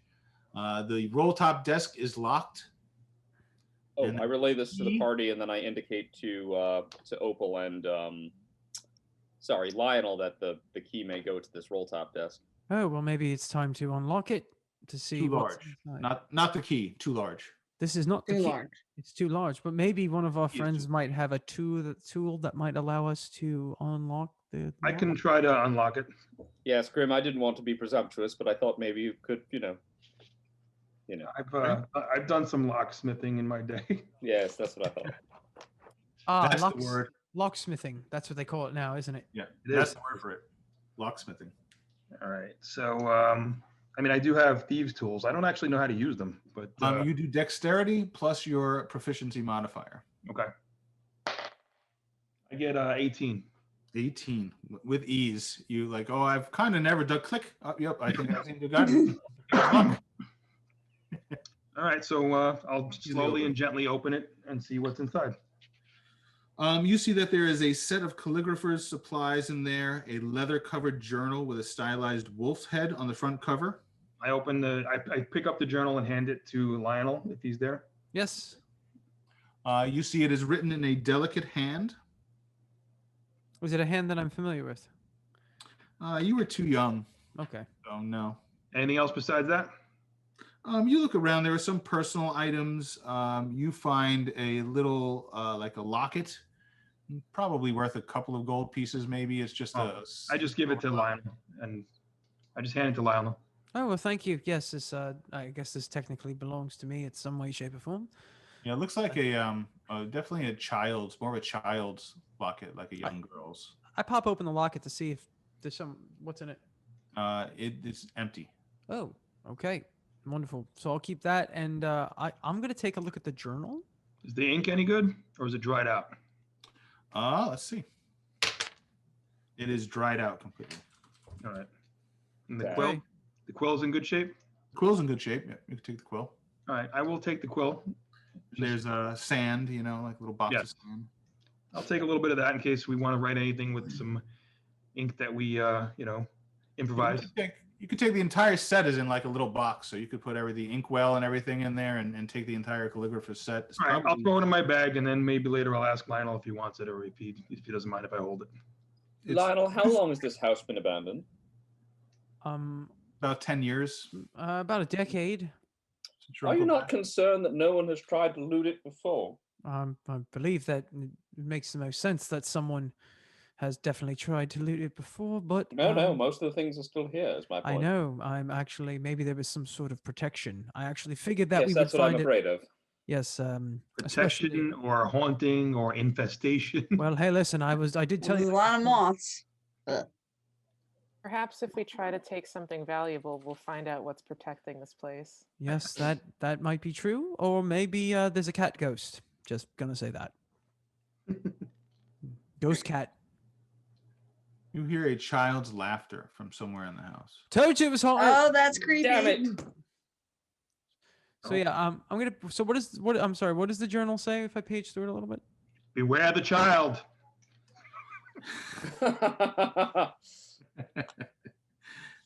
So right away, within a couple of pages, you realize this is Aunt Branty's journal. Oh, Aunt Bronte. Oh, she was lovely, I guess. So you sit down, take a little time with it, or how much time are you going to take? As much time as the party allows, being that we're trying to search this house.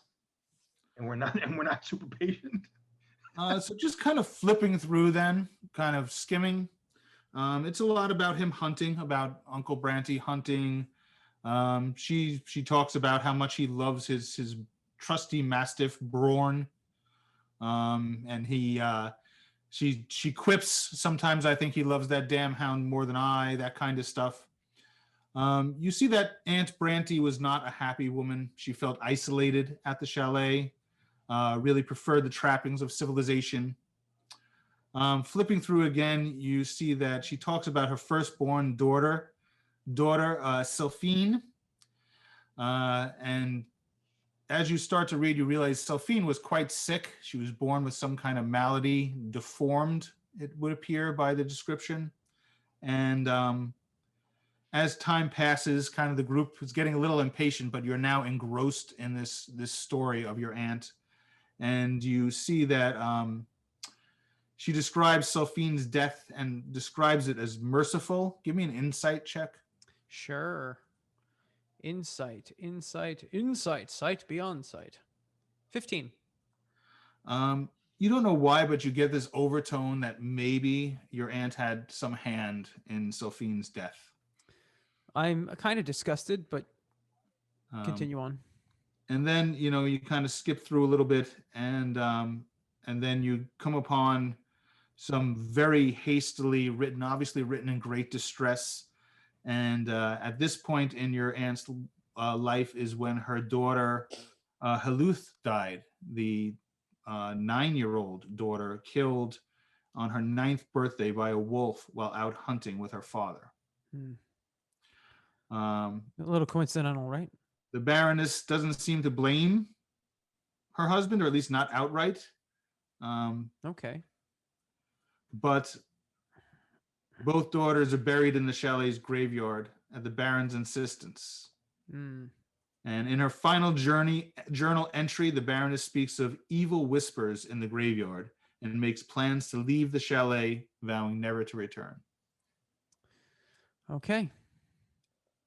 So we don't know any of this yet. So I'm just Lionel, what? Say anything in the book? Yeah, some pretty terrible things, actually. Great. I divulged this information to the party. Oh, wonderful. Haunted indeed. Yeah. Yes, I was correct, probably. So, Let's see what we see. are we ready to continue? Yes. What terrible room shall we go to next? East. Did we finish searching this room, James? I think we did. James, how many investigation checks do you require for each location, or do you like each party member doing? Just one is fine. Okay, so I had a pretty high roll here. I think we're good. Okay. Yeah, you would say you've done a thorough search of this room. Quite. You hear below you. You hear something dragging across the floor. What the? What is that? Oh. And then it drops. This can't be. No, you should just tell your parents to give up on this house. We're on the 2nd floor, right? Yep. Yeah. Well, let's go back down. I wanted to Yeah. check out that harp anyway. All right. So you go running down the stairs, which is No, right no, outside. not running, not running. Sneaking? Cautiously. Okay. Give me a stealth. Oh, no, not running. Never running. No. That's 17. 17. Okay. So on cat's feet, you sneak down the stairs.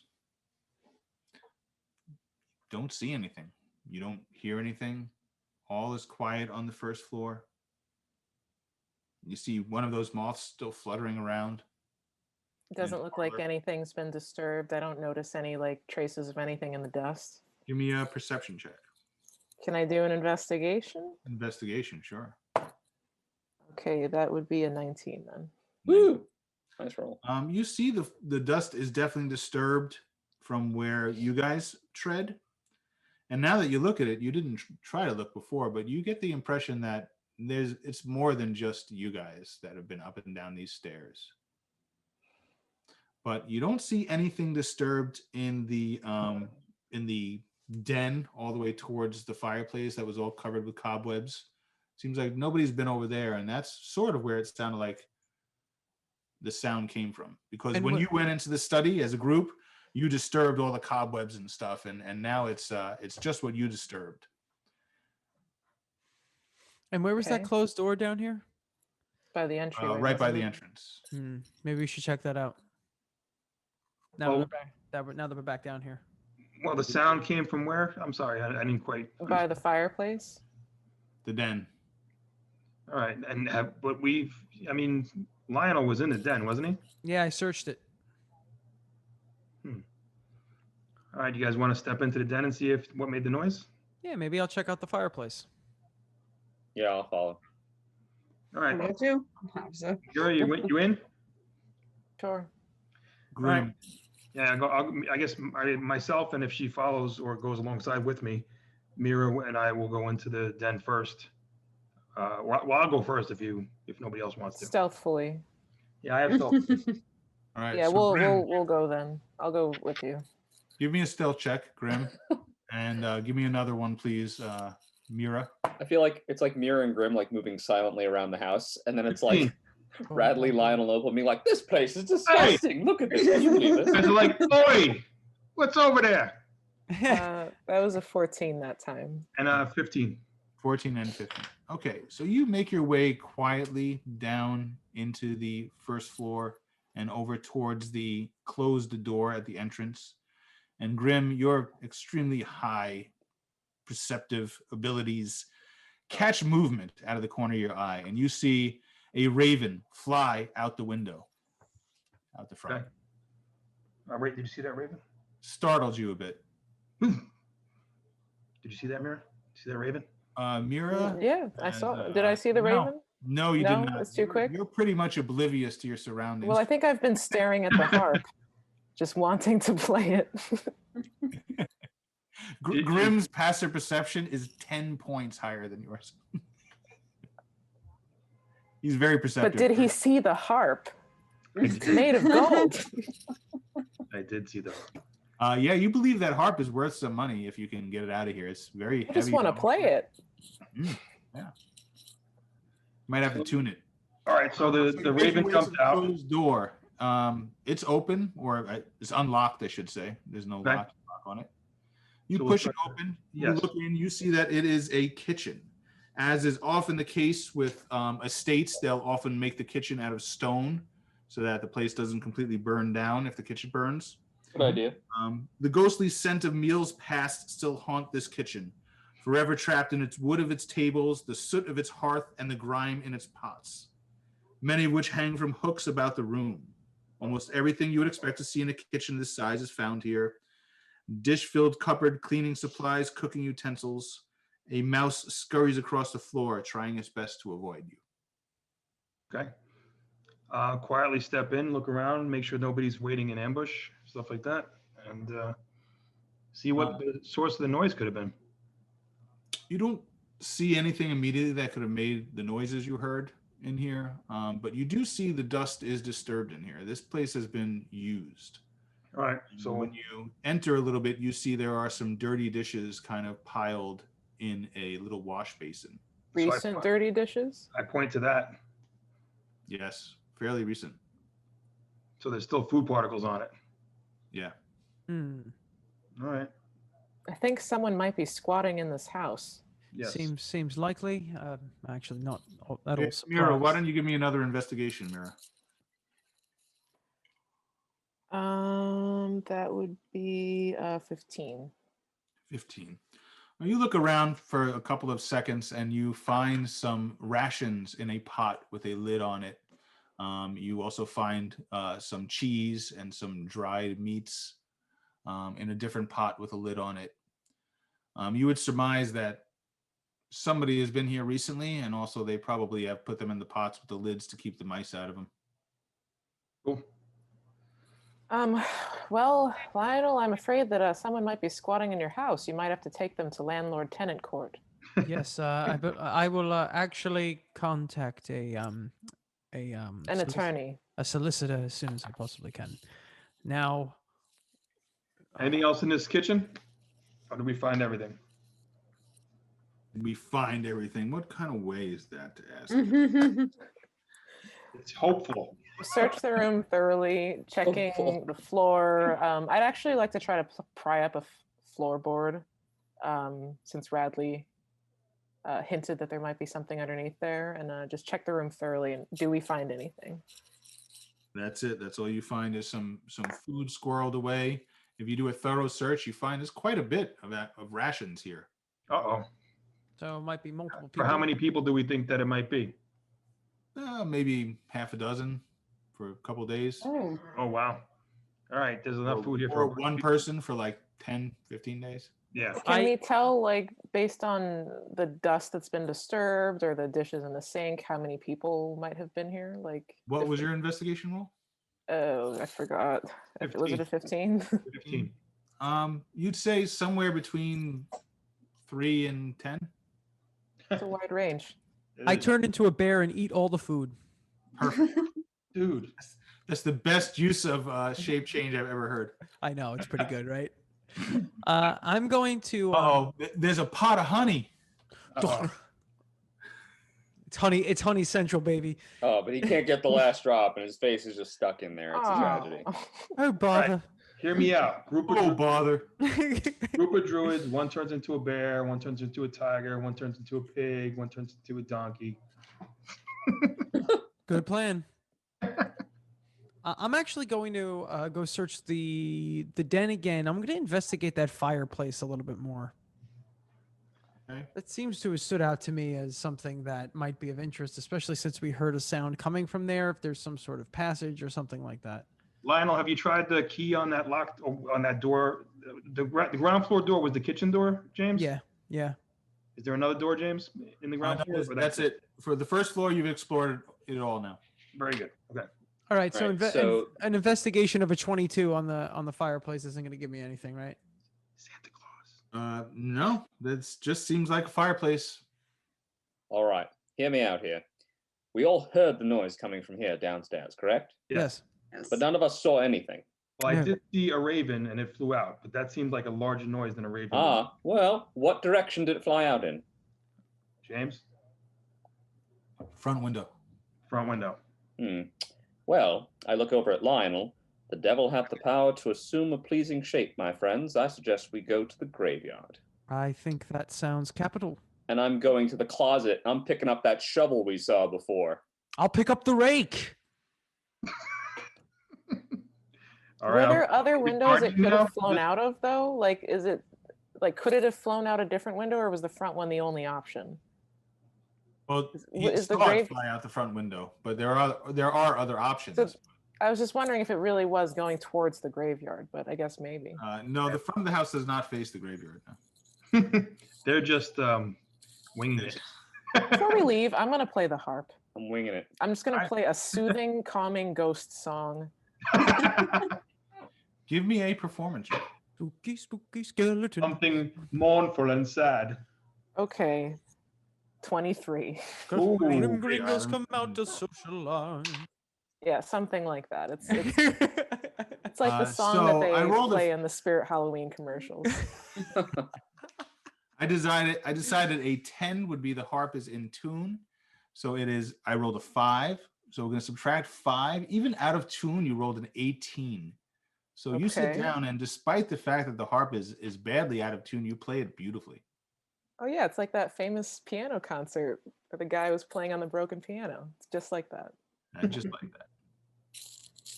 Nothing? No reaction? No sounds? Nothing? Well, we think it's lovely. I'm just seeing if it Yeah, like we're just stirred up staring anything. we're standing in the door with our shovel. It's like wonderful work, really.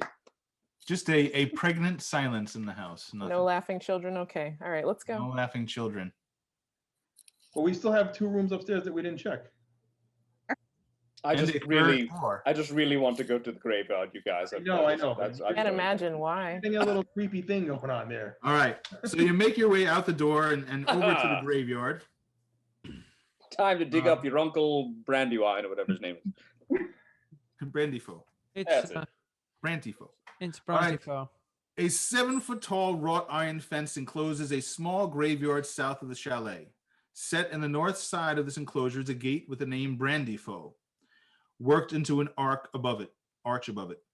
In the yard are 4 graves, each marked with an engraved headstone. It's actually, let's see if I can zoom in on that a little bit.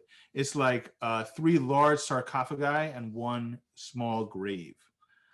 You see that the one on closest to the fence on the east side is Baron Brantifo, husband, father, hunter, Let no man stand above another is his quote on there. You see the small grave planted right next to the Baron says Brorn, Hound of Brantifoe, faithful to the end. And then the leftmost sarcophagi, it says Heluth, our pride and joy, lost too soon. While the middle says Sylphine, beloved daughter, may she find peace at last. Is the iron gate locked? No. I kick it open. You kick down the door. Oh, the graveyard is here. Do you really intend to dig up these corpses? I do. Is that With that's your that's the permission, my plan? lord. I mean, I'd rather you Are not you disturb strong the enough to? graves. That's really not why we're here. We're not Why here is to this dig the up plan? bodies. I'd We're not here rather, to dig up 10-year-old bodies. I'd rather not disturb the graves if we don't have to. I mean, as much as I don't care much for them, they are still family after all. Oh, come on. And how many That's human fun. anatomy classes do you have to take back at Candlekeep, Bradley? I'm quite experienced with human anatomy. I'll have you know.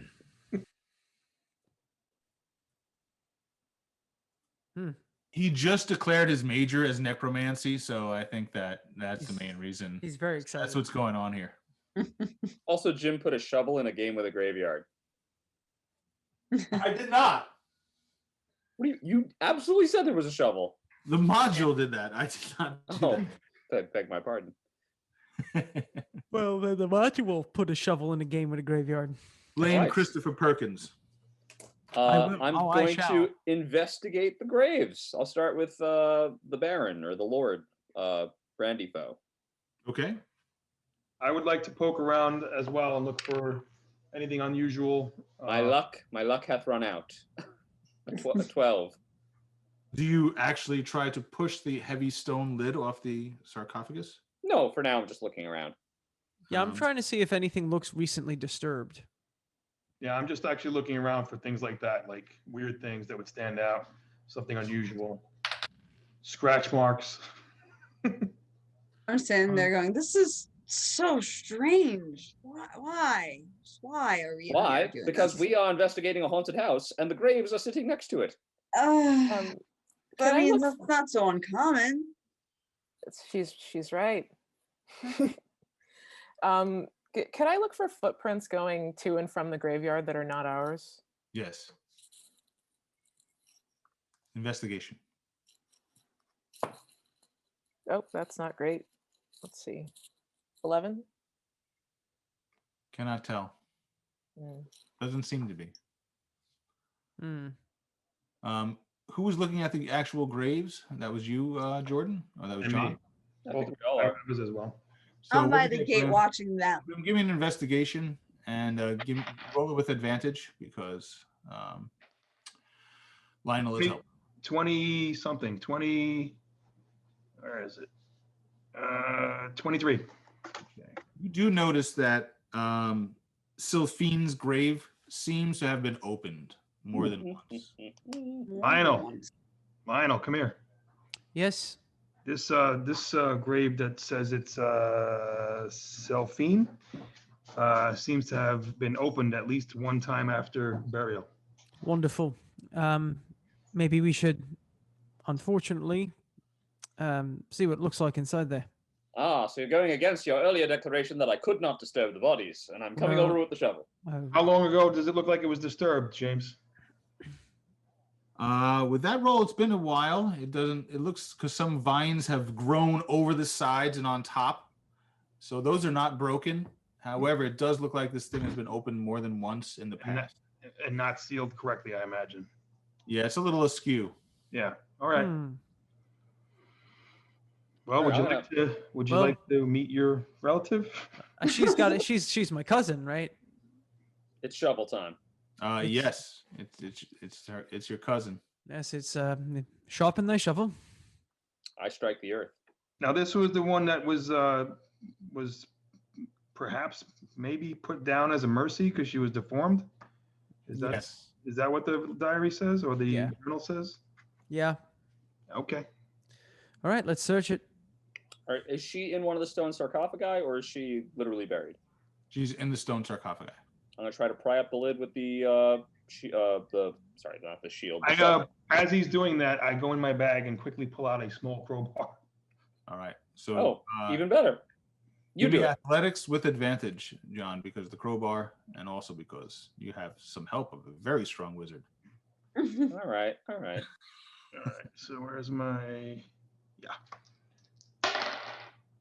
No, it's not budging for me. I rolled a 5 and a 4. You look up to see that, in fact, Radley is pushing in the opposite direction as yours. Oh, no, my left. Okay. I roll a 15. All right. All right. So you managed to, it really wasn't that hard. So you managed to, with a crowbar and both pushing in the same direction, you managed to Pivot, slide the lid pivot. We barely do it. When you do, you see that there is a corpse of a small girl Oh, in here. how tragic. Probably about maybe 6-ish years old. What was the nature of the deformity? She's almost completely skeleton, but you see her head is misshapen. It looks like perhaps her legs are not straight. Looks like multiple deformities. Poor baby. Poor Selphie, she had a rough go of it. Now, At this point, you hear behind you, "Pardon me. What is it you think you're doing?" Wait, where is this? Because I'm Adam? standing in the gate area. You turn, and there is a man standing behind you. Oh, really? I All right. flip out and I go and I punch him right in the face. Well, he's a little ways back. He's probably 10 Oh, feet okay. back from the gate. He's scared. I'm gonna punch you. Upon hearing this, I'm going to turn around. And You see, what did he ask? he says, "What is it you think you're doing here?" We should get a description of him first. He's a human male, grayish hair, kind of dark skinned, wearing loose robes, grayish, salt and pepper in his beard. Kind of regal bearing, probably around 70. He's older. I say to him aloud, actually, I should be asking you the same question since this home belongs to me. So you're not grave robbing then? No, I'm actually investigating why this grave was disturbed. Were you the one who disturbed it, sir? Why are you here? One might ask the same question of you. You own this place. This place has not been seen any inhabitants in more than 5 years at least. Well, my name is Lionel Oakes. I am the youngest of the Oakes family, and this house was actually just gifted to my mother. So, I've been sent here to investigate exactly what the shape that the house is in. If you'd like to see a letter with our seal on it, I can provide that for you as well. And getting a little erratic, I step forward with the shovel and I pointed at this guy and I say, "And you, sir, are the one trespassing on Oakes family property." Oh, it's all right, Radley. Thank you. All right, guys, settle down as I'm standing in between the both of them still. Okay. Give me a persuasion roll. And advantage because of Radley's outburst. Radley's. I rolled the wrong thing. Hold on. All right, first is a 12. 17. 17. Says, woof. Well then, this is most unusual. I will be back, he says. No, you won't. Who are you? Walking away at a good clip. I start chasing after him. Chase after him. Yeah. Lionel said you can't go as I chase after him. He just keeps walking. Do I catch up to him? Now, child. Yes, you catch up to him. He's 71. He's like, now, child. Hold on. I would hate for the this owner to said go. you can't go. I need to speak to someone. Yes, that someone is me. And if you want this to go well for you, you'll actually sit and talk. Or I'll rip out your throat. Oh. His eyebrows go up. and you see he turns and he takes a couple of like faltering, like running steps, and all of a sudden he leaps into the air, which was quite surprising for a 71-year-old man. And inside the robes, he shrinks down and becomes a raven that just flies out and leaves his robes floating down to the ground, and he goes I catch fluttering away. I won't. Well, I don't have the time or jump to transform into a giant spider to hit him with a web, right? Let's do initiative. Let's see. I rolled fairly well. I rolled a 20, critical. Oh, I only rolled a 17. We tie 17. Am I getting in on this? Not at the moment. Let's just No, keep this okay. between Oh, Lionel. it's just Lionel. Yeah. Okay. Are you going to transform and try to hit this thing with a web? I'm going to transform into a giant spider and and hit him with the web. All right. Roll to hit. I roll to hit with 18. 18 is a hit. So this raven goes flying up. Do I need to take out giant spider? 'Cause Yeah. I can do that in a split second with stat trackers. Hackers.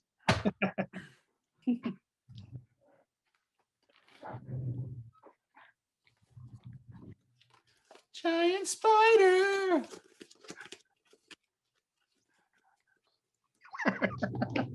Very nice. Giant spider. Okay, so it looks to me web is an action. Target is restrained. Yes. All right, so I can't do anything on this turn. I am restrained. And If you because hit. it's and it has to make a DC 12 strength check That's on its turn. Yes. on its turn. Yeah. Okay, so for druids, I just take the animal they turn into and I put it right over there. Stat tracker. Transformation. Well done. Instantaneous. All right. So the raven comes down to the ground and hits the ground in this massive sticky webs. Nice. I guess that's my turn, so I don't know who goes next. Yes, well, you're kind of out of initiative. Well, let's see. Oh, Does okay. anybody want to do anything to this raven that's down on the ground? You're all standing there shocked when this occurs. Yeah, I mean, this is pretty unusual. Well, how close am I to this since I was chasing that guy? You're right there. I mean, you're right on the massive webbing with the raven, and it is right there at your feet. I pick him up. Oh, you Here he stick is. your hands in the sticky webbing. Yeah. Like, ugh. Pick it up. Give me a Here you strength. go. Give me a You're talking strength. now? Give me a strength to rip him off the ground. Oh, okay. 16. Okay, no problem. You pull it off the ground, and you have this you go. massive sticky webs with a struggling raven in the middle. Now, can I speak? Can you speak Yeah. as a spider? No. Yeah. No, right? I can't speak as a spider. No. I can understand, but I can't speak. Right. Okay. All right. What have you been doing here? You're talking to the raven. I guess I am. We have to get it to transform back, I think. You see that as you do this, 3 other ravens fly down from the tower nearby and kind of circle real quickly and land on the ground with a hop, and they one by one transform into naked people before you. You see there is a older woman, probably in her Dear God. 50s. There is a male and a female, a young male, thin, kind of skittish, kind of like, head down, looks like he's very, very wary. You see that he changes back, but doesn't fully change into a human. You see that he's half raven and half human. And then there's like a 30-year-old female who changes. She's got kind of a scraggly, long, blondish hair, and she changes unabashedly, standing there completely naked before you. And she's like, "Oh, okay, all right, no need to get crazy." All right. Well, This is an unusual day. I don't know. I sort of want to apologize. Can someone please just put some clothing on? I'm very uncomfortable. I shoot web clothes at all of them. They're all wearing webs now. Nice. Roll a fashion check. No. I'm so- actually going to take my cloak off and just kind of like hold it out to the old woman. I'm just like, please, your Majesty, please. Yeah, She- only she the says- old woman and the young man. All right. So you give them cloaks. Yes. They take them happily and drape them over their shoulders, and they say, I apologize for that. That is But they leave them fully open. Right. Yeah. They just put the cloaks on their shoulders. This is actually now a nudist colony, so thank you. the raven struggles a little bit, keeps struggling, cannot get out of the webs. So the raven is just stuck in the webs. Just like this, trying to hold him. I beg your Uh, pardon. My master is currently a giant spider, but this is actually his house you seem to be living in. So we heard you say so. Yes, well, we could have explained ourselves a bit better had your compatriot not run away. Well, he's quite afraid of Struggling. whatever it is that's going on here. Well, nobody threatened him. We were just talking to him, and then he started to run away and said, "I must tell somebody something," which sounded like he was going to get more people, which always sounds dangerous. Which we assume is you. So, hello. I'm Well, actually we don't- going to transform back. Okay. Yes, excuse me for that, but your friend did, well, it seemed like he tried to intimidate us, and then I guess we intimidated him more, and then he ran away. So what is it that you're doing in my family's home? So at this point, Opal, the Mhm. struggling raven in your hand turns into a naked, skinny old man. Still wrapped in the webs. He still cannot get out, though, no matter how many times I roll. I have not rolled above a 5. It's so good. That's a So good He web. is still restrained. However, he is now a naked old man who's restrained on the ground. He thought that was going to help, but that did not. Hey, well, You're we- still stuck, man. she says, the woman steps forward. She says, I am Madrina. May I see your writ? Yeah, I show her the writ. She looks it over thoughtfully for a few moments and says, well, it seems we have been squatting on your land for quite some time then. I gather that, and also I did see that my late cousin's grave had been disturbed multiple times. Was that also your work? We call Sure. disturbing it one more time, no one would mind. You are but children. Your parents sent you to do their bidding. Clearly, we're formidable, as you can see how your friend was apprehended fairly simply. I think I What- tried to do like a cool move where I like twirl the shovel, but I just like drop it. And I'm Hit just yourself right in the face I with it. like pretend I like meant to do that. And I just kind of like lean. He's working on that Yes, yes. now. Mind, what was her name again? Madrina. Madrina. Yes, my family is one of prominence, and I gather they do trust me with the ability to investigate this matter. Why are you here, and why have you been squatting here? And more What are you importantly, looking wait, more importantly, what kind of people are you? I've never Yeah. met people like you. So we are were ravens.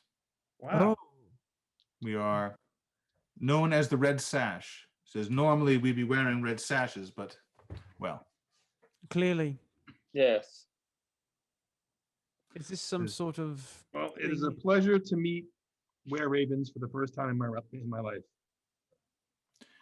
well, I'm not sure if the feeling is mutual because I'm not sure what you're doing with that grave. But the answer to your immediate question is that grave is a portal to the Shadowfell. That is why it has been opened. That is why we are here to guard it, among other things. Do we know what the Shadowfell is? You can give me an Arcana or History. Probably History. I think Just straight history up is learn. higher for me because I have a thing with that. Okay. Do History because it's straight up. The rolls of 12 plus 5, 17 for the Shadowfell. 17. Yes, you know what the Shadowfell is. The Shadowfell is a kind of an alternate plane of existence that's very, very bad, filled with undead and horrifyingly terrible.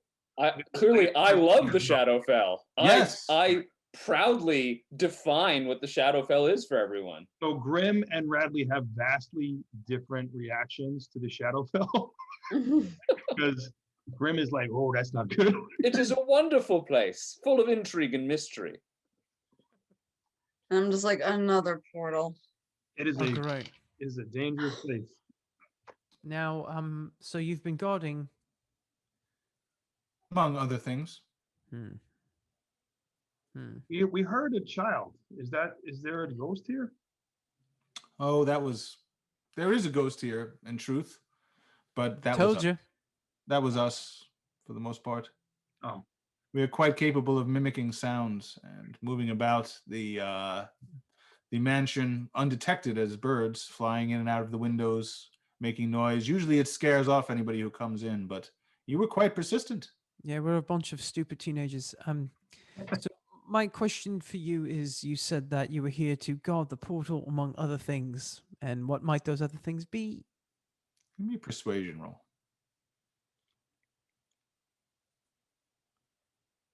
It is a 6. Hmm. Well, those are our concern, but we do apologize. So, will someone be taking over this place, or will it remain? I believe my family intends to Li- take over this place. Lionel, can the group just have a private chat for a moment? Members of the Scarlet Sash, will you just excuse us for a moment? I'm just worried that the second we take our eyes off them, they're going to transform into ravens and fly away. Well, they but could do that anyway. they can do that now. Actually, I do have a deal that we might be able to strike with them, Radley. Right. Well, let's have a private audience first. Excuse Yes, us. that's what I'm asking. Yes. Are we away from them now? Yes. I don't want to give your horrible, evil family access to a house that has a portal to the Shadowfell. Yes, I believe that would be quite awful. I have a funny I have an idea. Yes.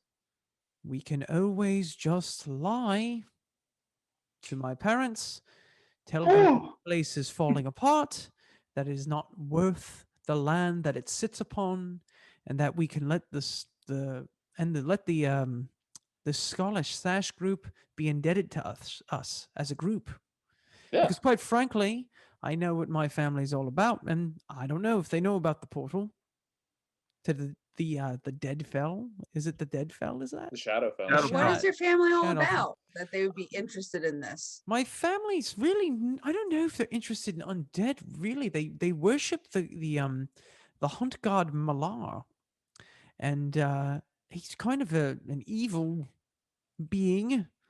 And it's a Isn't that the being murder power. god? It's Yes. yes, it's quite the Hey. murder god. Hmm. Yes. So, like 3 or 4 crows. So these people don't really seem like they're causing all that much trouble. Note I to self, could, watch my background, Lionel. and we don't ever we could say that we were here. The place is falling apart. It needs far too much work. And maybe we can strike up some kind of deal with this Order of the Red Scarlet Sash. Well, I have an idea about a deal. What's that? Well, we certainly don't want a portal to the Shadowfell to be turned over to the wider Oaks family, but a portal to the Shadowfell might be useful to us in some way. Oh, so what you're saying is, Radley, is that you're very excited about this portal to the Shadowfell. Well, yes. Oh, well. No, at least he's honest. Yeah, well, that is true. Aren't you curious how this portal was created and why it's in your cousin's grave? I was Yes. just thinking the same thing. Actually, you both, that's In actually... like a horrible teenage way, I just like yada yada yada someone else's torment, and I'm like, oh, she was disfigured It and seems sad, a- and it it seems a probably opened bad up a portal, sign. And they probably murdered her and it opened the portal. Yeah, Is her yeah, spirit at that's what I was rest? Amy's got the thinking. idea. Can we Well- not put her spirit to rest? No, we'll close the portal and seal the grave? Don't close the portal. I actually... I think I'm we all should for close the closing portal. Yes. Yeah. It Oh. does We don't definitely have to worry about it falling into anyone's Can hands we if address if the we red try to deal sash? with it. Can we address the red sash and say, Yeah, Grim, I'd like to point out that while you're having this conversation, they're also having a conversation, and you can see their mouths. all right, so I can read their lips, so I can And read you their have what is that feed called? It is observant. It's Observant. Okay. Yeah. You're only catching half the conversation. Mhm. You see the 30-year-old female, the one with the kind of a cackle of a laugh. Is that Madrina or is Madrina the older one? Madrina's older. This is her name. You didn't get this one's name, actually. You didn't get any of their names except Madrina. Okay. Oh, hold on. I've been rolling like 5 times and he's still stuck in the webs. Still at 7. I haven't rolled above a 10. And they're not freeing him, so they're very Yeah, they're not freeing him. So the 30-year-old female says something along the lines of, how do you know they're not here for the figurine? It could be cultists of Orcus. Wow. Wowie. Anything else, or is that the main most important piece? She seems to be like, I don't trust them. We should leave now. I know I hid it here, but we should take it. We should leave. What if they can track it? All right, so are we done? Is our conversation done, or are they still in the midst? Yeah, you kind of tuned them out for a minute while you were reading the lips, but Yeah. now you're kind of back at the end of that conversation. Okay. All right. Well, I think there's something else here. Oh, and what's that? They said they were talking about a figurine and cultist of Orcus. They have a hidden figurine, I guess, of some power, and they think cultists of Orcus are looking for it. Well, maybe do we say something to them that we're actually searching for cultists of Orcus? No. But they don't know that I can read lips. I understand that, but we don't have to bring up the figurine. We could They say they don't trust us.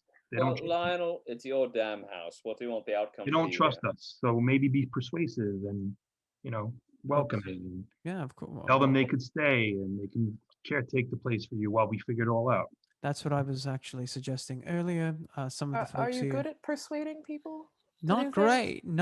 Not great. Obviously, I failed once before. I might be able to serve as your sort of Go-between. spokesperson, negotiator in this matter, if you'd like. Sounds I have wonderful. some experience convincing people to do things. Sounds wonderful to me. Thank you. But the statue of Orcus. They don't know that I know about that. So I just want to do a check to see if my character knows what this is, because it's real bad. I mean, most people have heard of Orcus, have they not? That's one of the most evil. Right? Can we assume that Mira would know? creations. Yes, you would know who Orcus is. For sure. The demon prince of undeath. So Bradley, just to be clear, we need to destroy it. Just to be clear, Radley. The portal to the Shadowfell? And the figurine of Orcus, all of it.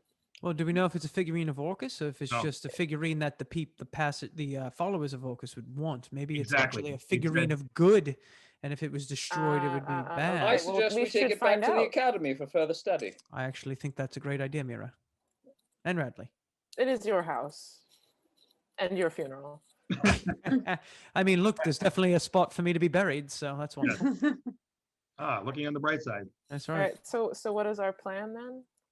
We want to maybe We want to win them over, make them not distrust us, and make them stick around and not run off with the figurine. Okay. But if we mention the figurine, they'll know that you were eavesdropping or reading their lips, and that Right. would probably not help with their ability to trust us. Can we also say that out of game, out of character, can we also say that could we mention in passing, like if you're good at deception, mention in passing that we were concerned that some followers of Orcus might be here as well, and that That's a we're good idea. trying to hunt them down or stop them from taking this place? I am lightly concerned that the moment we mention the name Orcus, they will attack us. We could just say some nefarious people Mm-hmm. Let's go whose with intent we don't know, but if it's evil, it's wrong. Yes, we have reason to believe. Yeah. Well, So this is the plan then? I'm of the opinion that we just win them over to feel non-threatened. Yeah, So but if That should be step one, yes. but if they're looking to, if we know that they're concerned of followers of Orcus, They don't know that we know that. So. I understand that. Yeah. But if they're concerned about that, Mhm. right, and we have information that we can manipulate to make it seem as though we are also concerned about people who might be following Orcus, then that's how we could potentially win them over. It, Do you know? it Do you know? might do you just know be better anything? just to say that we're a bunch of little kids from Candlekeep and we're nothing to worry about. Yes. Yes. Yeah, I I go have a with that. question. All I right. like that one. Fine by me. Is the guy still stuck in the web? I finally rolled a 19. He finally got out. Big Okay. Oh, ass. very nice. It took long Okay. enough. Because I was gonna say, if anything, we just cut him out, and that would show some good faith. But never mind. Well, Eventually he got out. He rolled around on the ground for about a good minute before he finally managed to stand up. and he's like I picking love how his friends spider didn't webs help off him. himself. Yes, he's picking spider webs off himself. I'd like to just go over and apologize to him for our hastiness, and we just, got off on the wrong foot, and we'd like to just start over, explain why we're debaters. here, Okay. and we're students from Candlekeep. We this is my friend's house. We are just here to look it over it. But honestly, if there's anything nefarious or evil or dark here, like that, this is not okay with us. Like, we did not know that there was a portal to the Shadowfell here. How long has this existed? And we'd like to thank you for the wonderful, amazing job you've done guarding this place and protecting the surrounding countryside. Give me a persuasion roll with advantage. Well said. Ooh, that's good. That'll be a modified 20. Okay. You see that, it's quite hasty indeed. I do say, he says he's kind of takes part of the robe, wraps it around himself from his friend. Can I just prestidigitate the webs off of him also? Just to sure. I'm so sorry, sir. So Oh. sorry. Well, I mean, well, hasty, do you were say- the one transformed into a Excuse raven. me, Lionel. I was Let him just trying to finish. get away from you. You're robbing graves, tapping into the Shadowfell. I didn't know what you were doing. I just needed to speak to. Lionel, if you Anyway. look at it from his perspective, what we were doing did look very bad. But I explained to him it's my house. Yeah, now he knows, and now we're ready to talk. You're right. Good call. So let him finish. Very good. Very good. Well, anyway, I do appreciate you cleaning me up. Are we free to go? So Madrina says, yes. Are we free to go? Well, We will vacate your property. We will find another place to convene. we're a bit concerned about this Shadowfell portal. Who tasked you with guarding this place? We tasked ourselves. That is our order. That is our mission, to guard this planet against evils. Oh, sounds lovely. Now, A noble mission that I very much agree with. quite. As actually, I do as well. Is there a way to close this portal, or you're just trying to guard it? If there was a way that we knew of to close it, it would be closed. Oh, what a shame. Yeah. We're not to see prepared it. to take over the guardianship of this portal. We're going Definitely to go not. back to Candlekeep and study. Yeah, we do have to go back to school relatively soon. Finals are next week It's going to be brutal. or sometime in the future. And my question for you is, are you familiar with my family at all, or you just knew that there was a portal here? No, we're not familiar with your family. It's just we knew that there was a portal here. We sensed it, and this Oh. place has been abandoned for a long time. Oh, yes, I understand about 10 When did years. the portal appear? Probably when that poor girl was interned. Oh. Oh. Do you know anything about that?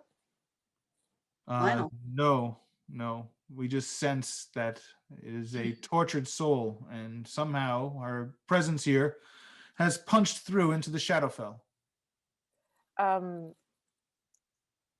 Do you know anything about if it's a possibility of perhaps putting her soul to rest? Would that shut the portal? We do not have a priest among us. Perhaps with the correct burial rites, perhaps some way to put her spirit at ease, but we have not found one. Living here in the house. Save some salt. Fire. Do you know if anyone else has come here recently? Like, we'd like to just make sure that there's nobody else that we need to be concerned about coming onto the property for any sort of nefarious reasons, whether it's grave robbing or something darker. The Red Sash is not the only organization that can sense these thin veils between this plane and the Shadowfell. Others have come. We have done battle many times here. And who are these people that have come here and for what reason? Since I'd like to know, being that, my Well, family sometimes might we just look out and there are people messing with the graves. understood. Like But, today. I understand that. Familiar? Very funny. Yes, that sounds familiar, right? Yes, it sounds quite familiar, but I obviously am not interested in knowing if we're the ones who are normally the ones trying to inspect the graves here. So, as the owner of this home, I'm willing to, obviously we're willing to work with you as well, since you've been keeping it safe for the past 10 years. I could, tell my family to avert their attention to this manor, so since it's clearly falling apart and not worth their time and investment. But what I would have to say is I would have to know more. It seems like you're withholding some information from us that could really be helpful if we're looking to maybe put this girl's spirit to rest. I'm someone who wants to do good in the world as well, unlike my family, I believe. But is there any way that anything else that we should be concerned about? Well, you see, she's thinking about perhaps telling you more, and you hear from behind you, you hear this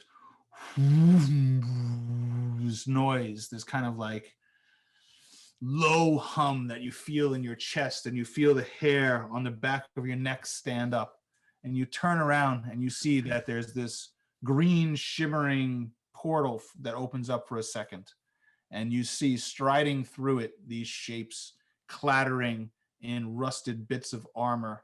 You see these skeletal forms begin to climb out of the portal, and behind them are some black-robed priests.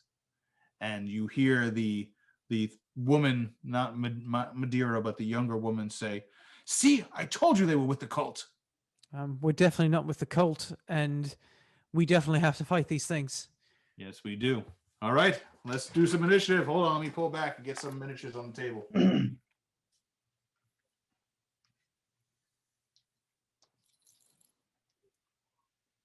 That is a poor initiative roll. Yeah, it's a 4-1 for me too. Me too.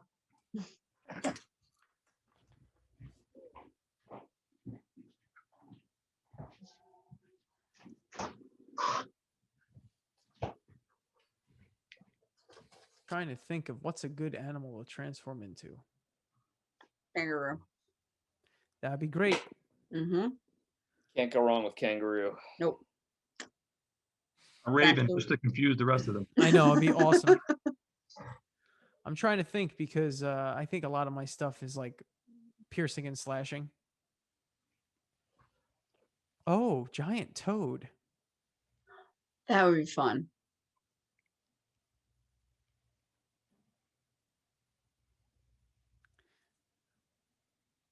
Okay, so you see a number of these skeletal forms rushing out of the portal. They have long rusted spears.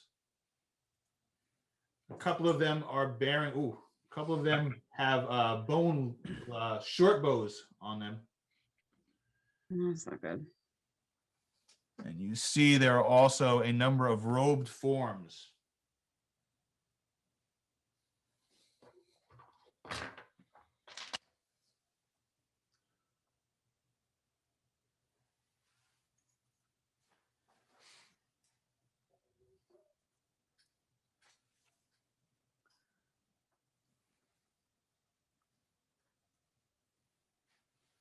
Okay.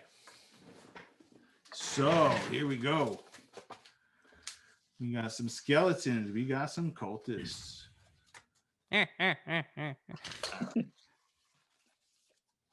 Come, my minions. Okay, Opal, what'd you roll? Oh, I rolled a 6. A 6. Yep. Yikes. Grim. Yep. 17. 17. Lionel. That's a whopping 9. A James. 9. Okay. Better than me. Mira, 19. 19. Radley, Lucky 7. Oh, it's pretty good. lucky 7. Okay. And the skeletons. Ooh. 18 plus 2. My Wow. God, the skeletons are first. Who'd have thunk it? Cultists. Natural 1 last. This might be the first time skeletons are going first in the history of skeletons. And the fanatics. Okay. So first in the initiative order are the skeletons. And you see skeletons move surprisingly quickly. They make quite a racket in their armor. And they come charging out of the portal at you guys. So we have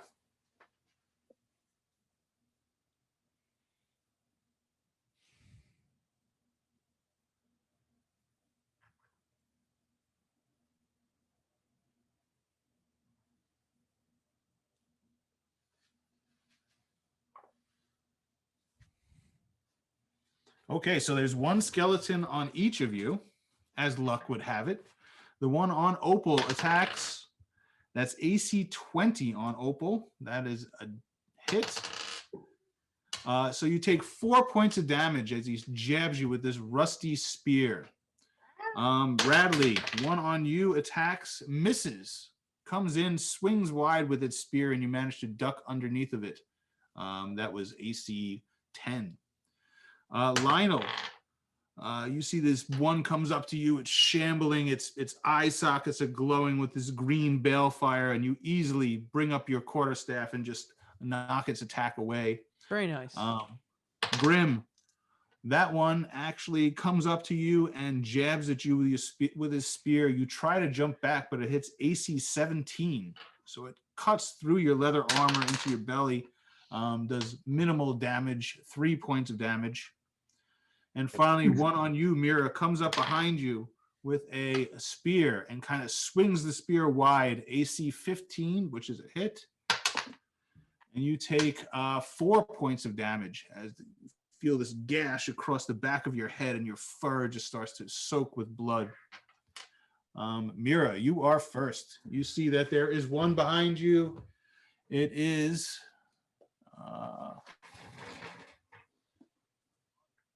okay, you can go. Guy with the fur. Fur cloak. Okay. The one that just slashed me, just gonna turn around and slash it back. Okay. That is a 13 to hit. 13 hits. Barely. And that is 7 damage. 7 damage. Okay. And you I'd managed like to- oh, sorry. Okay. I wanted to bonus action bardic inspiration Okay. to Grim. All right. What do you say to Grim to give him inspiration? Grim, I saw you cut the head off a griffin and gut another one, and you were terrifying, and you will terrify these terrifying creatures, and I believe in you. And so does everyone else. Go get them. Will do. Camp. Nice. Will do. All right. So you jab this thing with your rapier and you kind of pull it down and you break a bunch of ribs off of it, but it is still up. Grim, it is your turn. All right. So there's one on each of us, you said, right? Yes, there's one on each of you. And I got to roll for the red sash. I didn't roll for them. Oh, natural 20. okay. So on their turn, they actually turn into hybrid form and they take to the air. And you see they're flying toward the tower, Okay. So they're running or regrouping. doing something. Yes. All right. So there's one on me. Can I actually? I can't really see very well. Can I strike the one that attacked Mira, or can I only strike the one that attacked me? Yeah, you just attack the one that's attacked you. Okay. One is a good deal behind Mira. All right. All right. Very good. Let's see. So I will. It's got, but she counts to give it I can get a sneak attack. Yes. Yes. I get AC 17, 17 is a hit. and my offhand misses. Well, my offhand gets AC 11. No, AC 10. AC 10. That gets turned on their armor. It's I do almost max damage, so I do 4, 5, 8, 13 points of damage with a backstab. okay. So you come running up to this thing with your rapier? Daggers, 2 daggers. Daggers. Okay. So you go running up and you just jab your daggers into this thing's chest as it turns to attack you, and you just rip down with your daggers. The thing just turns into a loose pile of bones inside the armor and just crumbles to dust. And you see dust just scatters out. Nice. Yeah, that was that 1 point off a max damage backstab. Very nice. That was exactly what you needed to kill it. Cool. Okay. So you see this guy who's standing back by the portal with red robes. He starts to mumble, and you see that this glowing kind of evil looking mace glowing with like green smoky tendrils appears spectrally in the air right above Grim, since he knocked down this one, and it wings down at you. Yeah, Hold go on. ahead. Didn't those guys get a natural 1 for initiative? The cultist did. The cult fanatic is the leader. He did not. Ah, got you. I didn't know they were separate. I didn't know they were different. He's got his own initiative. Spiritual weapon. So that's AC 16 with a spiritual weapon. That's a hit. That's a hit. So this black mace with green witch fire coming out of, max damage, 8 points of damage. Wow, that hurts.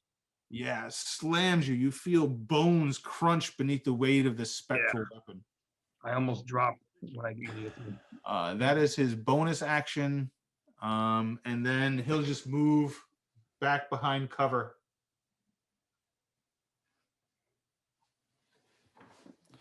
So he takes cover behind the tree. That's his turn. Lionel, your turn. Bear time. Bear time. It's bear time. Barely have time. I know. We're gonna make it though. All right. I'm gonna turn into a bear, and I'm going to bite the skeleton in front of me with my multi attack. Okay, go for it. It's a 13 hit. A 13 just hits. 9 damage on the bite. Okay. And then a 22 to hit on the claws and 12. Another 12. Yeah, so total of 21 damage. Oh my god. So how do you do this? I'm just gonna bite it and pop its head off and then slash at it. Just like, you know what? I'm gonna take both bear claws and just like smash it. I know it's technically not this type of damage I'm doing, but whatever. Okay, so you're just gonna crunch it, and you see the thing just shatters into bones again, falls apart. Bone dust goes everywhere, and I want to scraps. I want to bite the head until it explodes. Okay, so you usually pop it in your mouth. You see there are 2 kind of pinpoints of light burning in its eyes until you pop it, and then it just dissipates in green smoke. Cool. Okay, Radley, your turn. Okay, I really can't do anything until I deal with the skeleton right in front of me, right? Yes. Okay, magic missile. All right. Not my best work. 4, 5, 6, 7, 8, 9 damage. Magic missile. 9 damage, and you are right there. Okay, that's red cloak. All right, so you smash, and you see bones, and part of his skull, his jaw goes flying off as your magic missiles impact, but it's still kind of standing there, albeit a little bit more wobbly. Yeah, so this squadron, by the way, they came out of a portal from where? They just like teleported themselves here? It would appear so, yeah. Okay. Or somebody teleported them. Gotcha. All right, that's my turn. Okay, Opal. All right, so I take out my rapier and I slash at the skeleton. Okay. Ooh, God, no, 7. 7. All right, so it turns on its armor. Oh. Oh, and then I forgot about my dagger, right? Yep, offhand. All right, so we do that. So what was that again? +5. Oh, wow, no. 12. All right, so these things just missed that time. These things Yeah. are completely freaking you out. You see that This it is nothing like the games at home. see that it turns towards you and it's wearing this old, like, rusted iron helm, and you see its pinpoints of light burning in its eyes, and it lets out this, and you just Ugh. no good. No. All right, it is the cultist's turn. They are going to fire crossbows. They see the hybrids taking off, and they are going to fire 3 crossbow bolts up into the sky. One at Madeira, misses. One at Taspinar. That is a hit. The old man gets hit. Oh no. He's having a And bad the other day. one is a miss as well. Okay, so he takes. All right, so he takes a crossbow bolt, but continues flying towards the tower. All right, that is the cultist's turn. It is the turn of the red sash. They disappear into the tower. Wonderful. Cool. Okay, skeleton's turn again. Oh, I forgot to shoot with these guys last time. I guess they were just coming out, lining up their shots.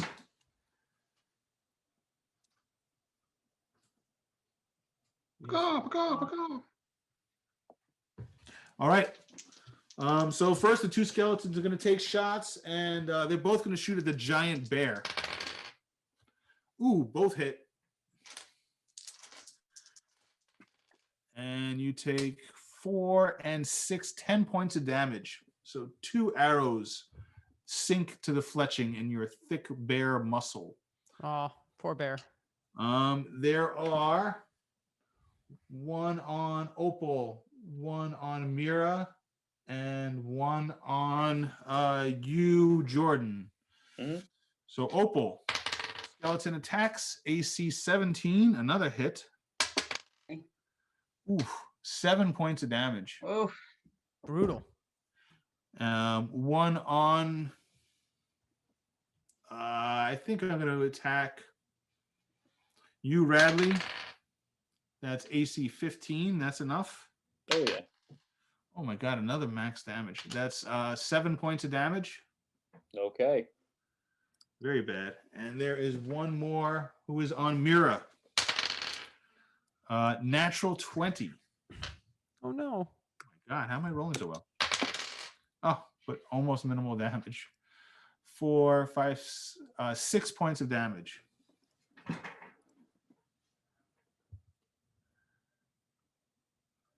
You got that, Mira? Mira, you got 6 points of damage? You took it? Oh, yes. Mhm. Okay. That's it. That's all the skeletons. It is your turn, Mira. Okay. I forgot what my name was for a second. Let's see. So the guy that's the fanatic is kind of far away from me, yeah. Yes, he's a good 40 feet away or so, and he's got cover. I would like to use my feline agility to get all the way up to him. All right. So that means you have a 60-foot move. Yep. So going to get all the way up to him because I feel like if we get rid of him, it'll help the rest of this fight. And I'm gonna attack with the rapier. Okay. So you can easily get around and kind of run past the cultists with your incredible speed, but you will provoke attacks of opportunity from 2 different skeletons if you do so. Because you're in base to base with 2 different skeletons. Okay, I am going to stop at the first skeleton and attack that one instead, and I'll make my way up there gradually. All right, so you're not going to disengage? if I disengage, then I won't be able to attack him. So I'm going to just stop at the first skeleton and Okay, attack you that are one. surrounded, so that would mean you don't move at all. So you're gonna attack this one of the skeletons that's in melee with you. Yes. Okay, go for it. But I want to like yell, "Hey guys, get the leader. Kill Okay. that one. Controlling these skeletons." That's bad. A 7. 7 is definitely a miss. All right, so you stab with your rapier, but it does not penetrate its piecemeal armor. Grim, it is your turn. Step me one up next to Mira, and I'll try to take out the one that's attacking her. And let's see what happens. All right, the first one is a natural 1. And the second one, I will use Bardic Inspiration. And I will get 9, 6, 15. 15 is a hit. See, you So feel inspired by Mira's words. it is, yes. Otherwise, I would be Save her. missing. So I get, again, 1 point shy of max damage. I get 4, 5, 8, 13 points of damage. 13 points of damage. So you easily come up and just stab that thing right in the skull, and it just shatters to dust beneath your blade. Okay.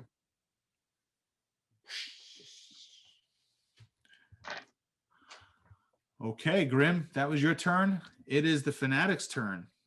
He is going to swing that magical weapon at you this time as his bonus action. I think that's going to miss. That is 8 plus 3 as AC 11 is a miss. But he's also going to cast Sacred Flame on you, Grim. So give me a saving throw. DC 11 Dex, I believe Sacred Flame is. 21. Okay. So you save and you manage to duck under Dodge the Sacred Flame. All right. So you avoid all damage from the Cult Fanatic this turn. He ducks back behind the tree. Lionel, it is your turn. As a bear, can I make a run for the fanatic? Sure. You have a 40-foot movement as a bear. Oh, Yeah. So let's go after that fanatic. Okay. So after the leader type, you mean? Yeah. All right. Now, you will provoke an attack of opportunity when you do that. Do you care? How many? Just one. I'll take it. All right. The skeleton turns and swings his halberd at you, but misses. AC, oh, maybe not. You are a bear after 11. 11, yeah. AC 10, so it is a miss. Mm-hmm. Woo! All right, I'm coming after the fanatic. All right.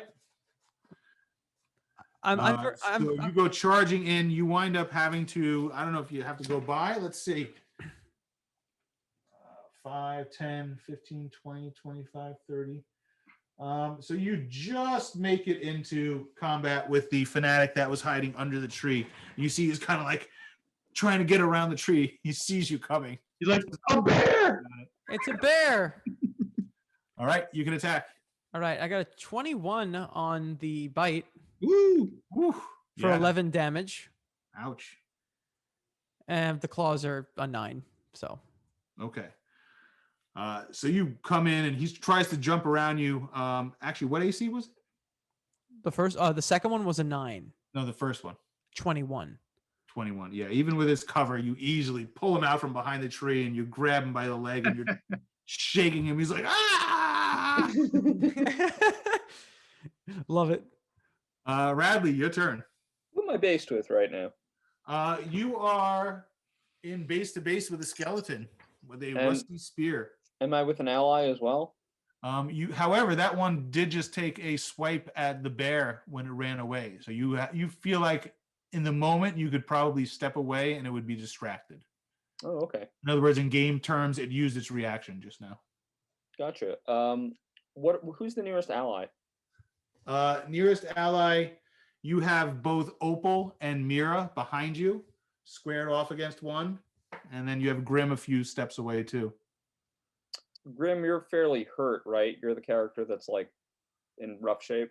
Yeah, I mean, I took I took 11. I'm about half down. How's that? Hey, James, I'm question. more than half down. I'm a little beat up.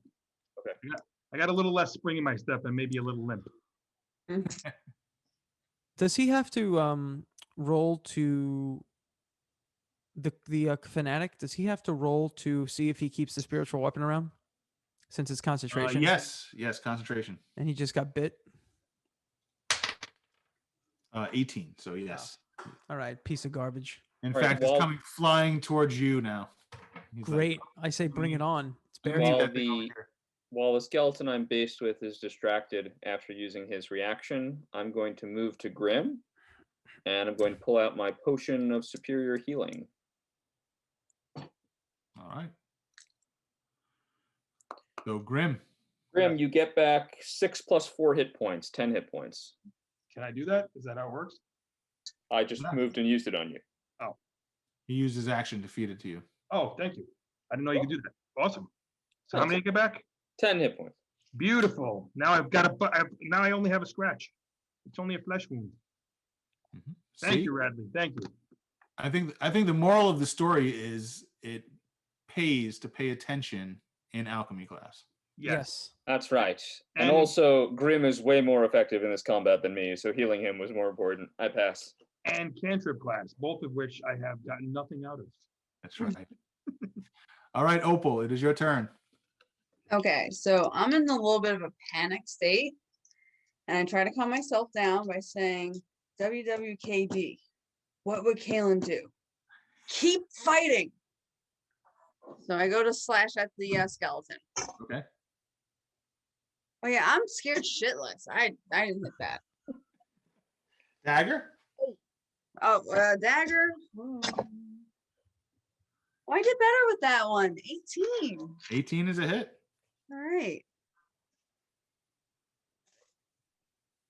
4 points. 4 points. All right. All right. So this time you managed to connect. You knock its jaw off. Its jaw goes flying away. Nice.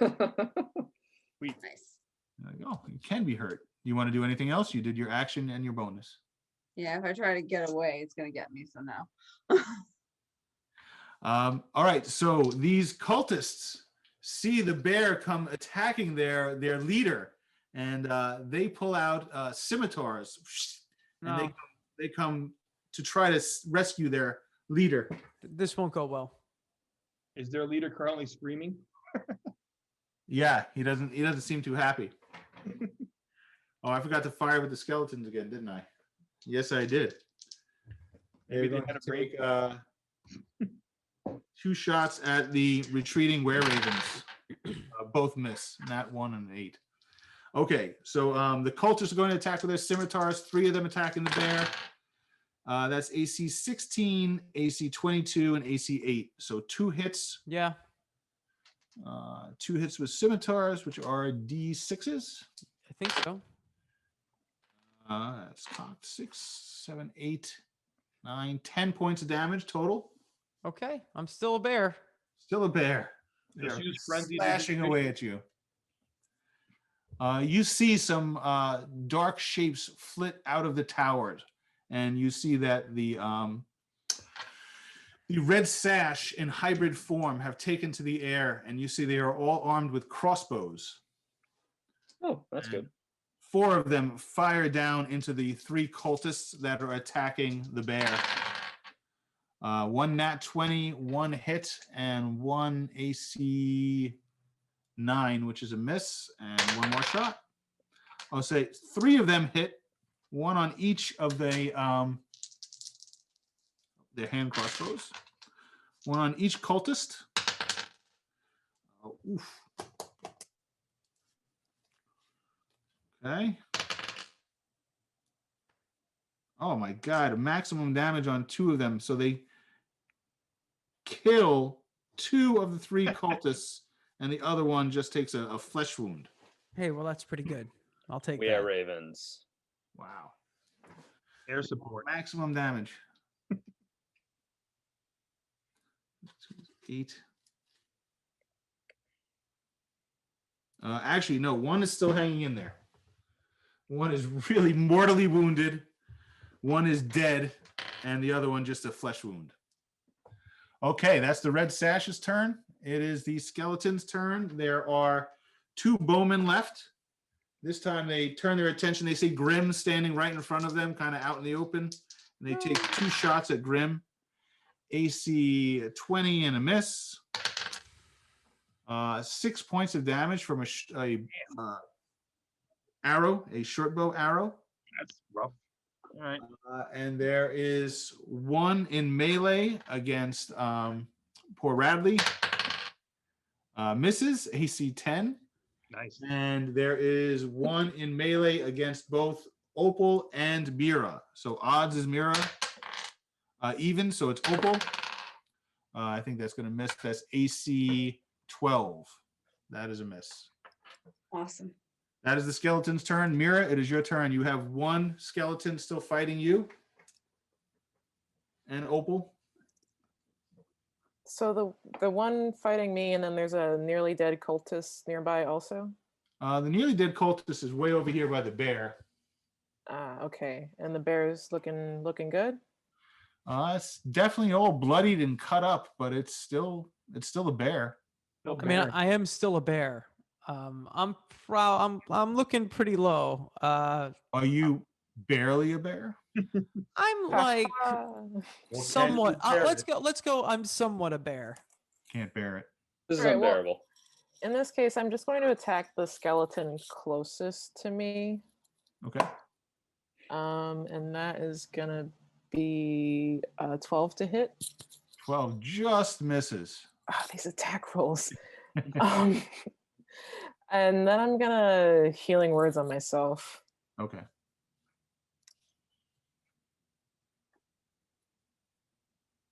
So that's D4 plus. Oh, and that sucked. Bradley's next to me though, so Bradley's next to me, and the skeleton had to come up to him, right? Yeah, he moved to me, Yeah. Okay.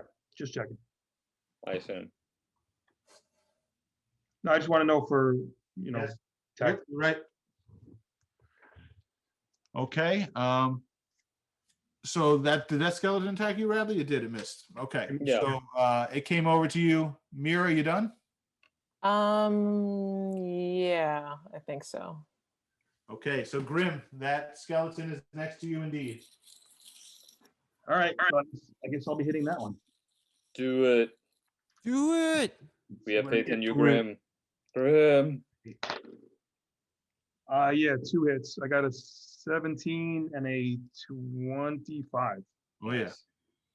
All right, That's so who Grim is in the hallways at school. He's the guy you see and you go, Grim. Grim. 4, 8, 9 points with the backstab, and 7 points with the offhand. Oh my God. You are sorry. just I'm sorry. Only 4 points with the offhand. I don't get Hurricane Grim. my stat bonus.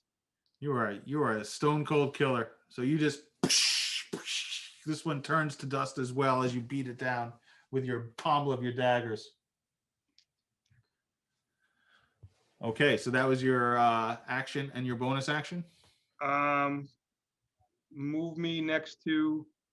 I'll use the my uncanny, whatever, the cunning action to move me next to Mira, and maybe I'll help them finish that one off if they're having trouble.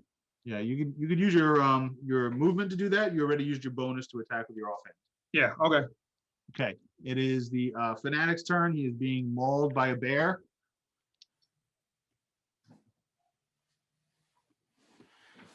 He does not like that.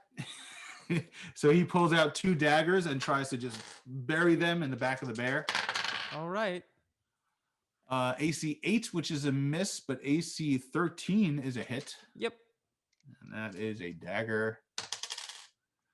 That is 3, 4, 5 points of damage. Okay, I'm still a bear. And Yay! he's going to attack you with the spiritual weapon as well. That is a 2, so that would be a miss. Wow. I'm not happy about this. It is brown bear time. Brown bear is gonna brown bear. That's a 19 to hit. Oh yeah, that's a hit. That's 9 damage with the bite. 9 damage with the bite. Okay, 5, 6, 7, 8, 9. He's looking rough. You just keep. Now I'm gonna hit him with my bare hands. Oh. Hold on, let me roll that. This makes it all worth it. 18 to hit, 18 hits, Nice. 15 damage. 15 damage. Oh my Yeah. god. Oh my god! So you just tear him to shreds. All right, great. And now I have these fanatics on my hands. Not yet. Not yet. So, yet. yep, I rip him apart You with have my, one on each hand. yeah, I rip him apart with my bare hands. I'm gonna keep telling the same joke, guys. I'm not that original. I don't know how long I can bear it. This is not even. This gets much. This is the bare minimum. All right. Wow, we're losing viewers by the second. Look, they just go. I guess I did have the right to my bare arms. Yep. All right, Radley, your turn. Is there just one skeleton left in front of me? There is just one skeleton, and there are 2 skeletons with bows still. And there are Radley, Well, you both have a one spell badly from injured Cthulhu. fanatic and one not so injured fanatic, and then a very dead leader. Yeah. What were you saying, Grim? There's no, you don't have anybody in melee with you anymore. I killed that one. There's just the one behind you, which is surrounded by 3. Oh, of them. okay. And then you have 2 archers in front of you, and then you have the 2 fanatics on Lionel. Okay. So thank you for telling me, Grim. So now that I'm not based with an enemy, I'm going to try to run in position to try to help out. Lionel with one of the fanatics or the Okay. fanatic. Watch out for those bowmen. Yeah. Well, I'm gonna fall in this combat, I think, regardless. But hopefully, we'll win by the time I'm dead. I'm gonna go ahead and throw a magic missile at the fanatic. So this is Okay. my last missile. You want to split that, or you all 3 at one fanatic? All 3 at one cultist? Are One of there? them's looking really rough. There's one that's really rough, and there's one that's not so rough. Well, being a blackjack player, I know when the dealer recommends a split. So I'm gonna send one missile at the one that looks really rough, and I'll use my big missile. So 4 + 1, 5 damage to him. And then to the other guy, I'll do 3 + 1 is 4, and then 5, 6, 7. So 7 total to the other one. 7 and 5. Okay. That is enough to blast both of these cultists back to whatever hell they're supposed to be in. Wow. And Jim, we get the cinematic effect. I get the Grim Harvest ability. So I get my eyes go black, the missiles turn black, and I gain, check this out, folks, 4 hit points. Nice. Pretty cool. When you're a wizard, that matters. It's like a full level. Hey guys, check out 4 the hit points is actually a lot for me. It used to be an entire hit die. They used to only have 4. Well, if you don't know why I chose that illustration for our campaign, that's Jordan. Oh yeah. Grim harvesting. There you go. All right. So Radley, you done? Thank you. All right, Opal, it is your turn. You got one more in front of you. This time hit it. All right. See if I can do it. Ooh, 15. 15 is a hit. Nice. Oh, yay. All right. So that is 6 points. 6, okay. All right. And then with my offhand, 20. That's a hit. And then 4 points of damage. 4 points of damage. It's literally teetering. Its head is rolling around, barely hanging on by a string. Are you going to use your Oh, yeah. I forgot about my action surge. action surge? Yeah, there it is. Yes. Then I can hit it again. Oh, and I can throw my dice on the floor. All right. 11. 11 is a miss. Yeah. You still It get literally has 1 hit point. It's just hanging in there. The cultists Should are just dead. kicked it. but you get The the red offhand too. sash fires a couple of crossbow bolts down at that one remaining. Right, she gets her offhand twice too. Do I? Yes. Action surge, you get your whole attack round Yeah. twice. No, you get another attack action, but because her offhand is a bonus action, she wouldn't get that. Okay. No. So if she got 2 attacks as a attack action, she would get that. Okay. So these, did I fire with the skeletons? I did. I fired at the red sashes. The red sash is going to fire back at the bowmen. They all hit. And 1 is a critical. Jeez, they are something else. You guys would have I messed really lost my up. dice. Like, almost no damage though. There it is. 4. That's enough to kill one of the bowmen. The other one is wounded but not down. It's the bowman's turn. He fires a shot up at the raven, the hybrid raven men as they swoop overhead and they miss. And there's one remaining skeleton with 1 hit point that turns Help me! and attacks Opal with a natural 20. Oh, Oh my lord. 7, 8, 9 points of damage. yeah, I'm really rough. I'm just panting, kind of slumping over, like, All right, so you are locked in combat with this last skeleton. Actually, got let's put you it this in- way. I'm taking a knee. I'm down. He's Almost. got you impaled on the end of his spear, and you're like swinging it and clanging against his armor and knocking off pieces of bone. Mira, it is your turn. So The this skeleton. skeleton that's attacking Opal, Mhm. I'm gonna just viciously mock it. I would like to just look at it and just make like a really really. You sure you don't want to just die? You don't want to just fall over? Aren't you tired? You look tired. So I think that was a 13 wisdom. Wisdom saving throw. I rolled a 10 minus 1, so 9. That is a failure. So any amount would be enough to Any amount kill would it, be right? enough. But I rolled a 4 anyway. So Yeah. Okay, so you see its head kind of rolls around. It looks at you, and then its head slumps down. And it just falls and clatters into I've you. always wanted to insult something to death. And in my bonus action, I'm gonna give bardic inspiration to who is closest to the fanatic. Bear? They're Bear. all dead except for one wounded bowman skeleton. Oh, the fanatic's dead too. Yeah, he got Yeah. mauled to death. I killed him. Okay, well then I'm just gonna say great job everybody and pull out my loot and start playing. Sounds good. It's a good plan. You're gonna wild Okay, die. Grim, you want to knock down this last skeletal bowman? Sure. All right, do it. It's off on its own, so no sneak attack. Natural 20 and a 19. Okay, looks pretty good. Go ahead. All right. Natural 20. Yeah. So it's not a backstab. All right. No, just So 2d4. Natural 20 is 9 points from the natural 20, and 4 more points. So Okay, that is enough. all right. So you just walk up.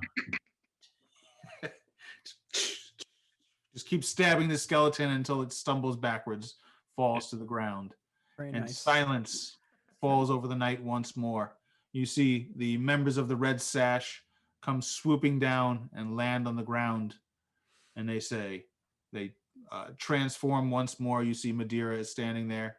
She says, quite impressive for high schoolers. And then you see Opal fall to her knees, cough up a little blood, and just. That's where I'm at. I'm going to cast Cure Wounds. Okay. Cure wounds on Opal. Yeah, you get 9 hit points back. Thank you. No problem. I turn back into a human. I stand up. Sadly can't cast as the bear. Madeira Oh, no. says, Sorry. thank you, sincerely. Thank you for your help. Those cultists would certainly have retaken what it is we took from them. Yes. Whatever What's that that? might be, perhaps you should move it along. Yes, it cannot stay here. But with your permission, we will use this place on occasion.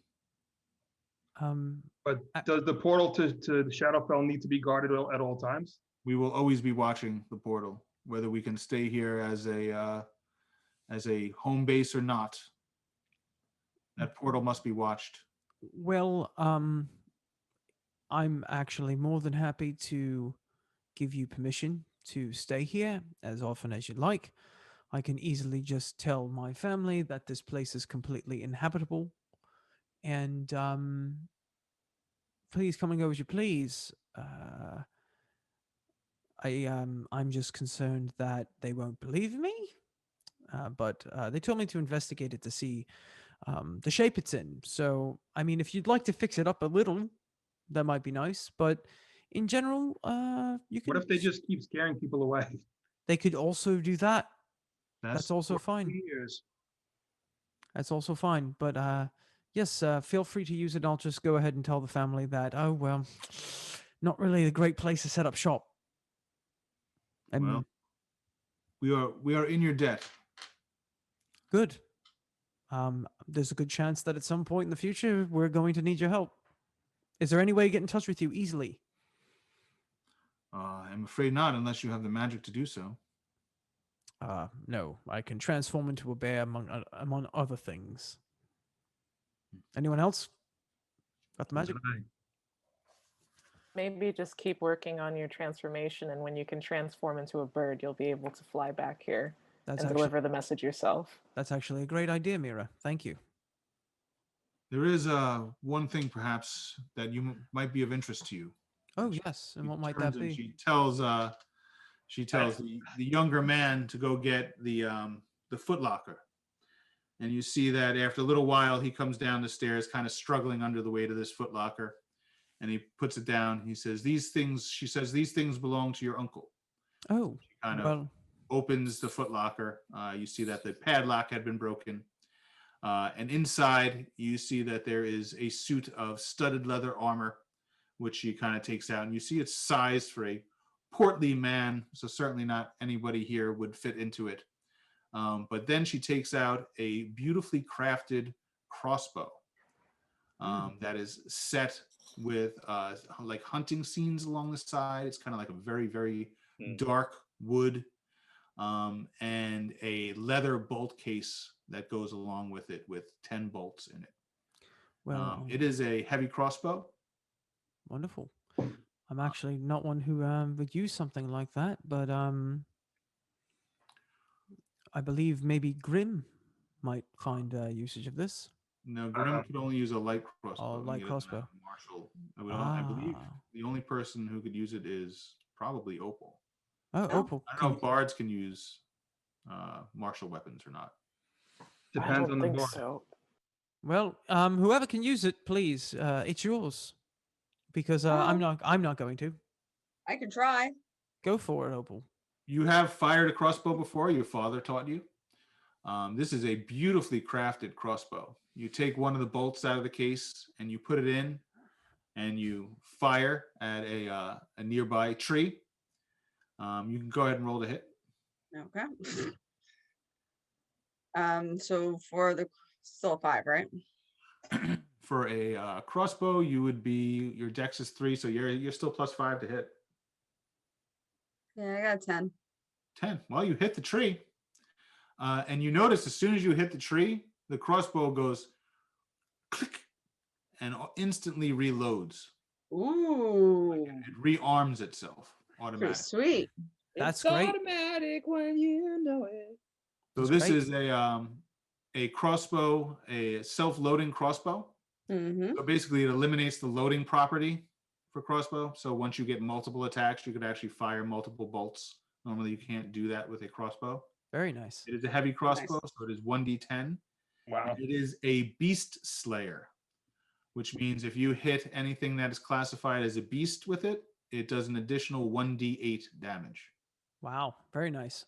Nice. So it is a serious hunting crossbow. Pretty good. Very nice. Thank you. Thank you. I actually give them the key that I had holding hold on to. There's the key, she says. And what was that To the for? Foot Locker. The Foot Locker. Oh, great. That's so you broke it. Understood. All right. Well, you can have the key back. Lionel, that seems like a very good suit of studded leather. Maybe you could have that size to you. Yeah, that seems about right. I'll take that with me. I don't know if I can use studded leather as a druid. I don't know. Yes, as long as Okay. it's not metal. Great. I'll take it. Studs are metal. I'll take it. All right. So as you call this a loss, I would say you'll probably have to spend the night at the house or camped on the grounds at least. Yeah. You do so, and in the morning you head back towards Candlekeep Academy. We do loot the bodies.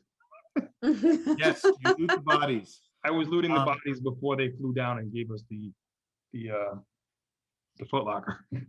You do see that they're between them, the cultists. Obviously, the skeletons have nothing of value, but between the cultists, they have 13.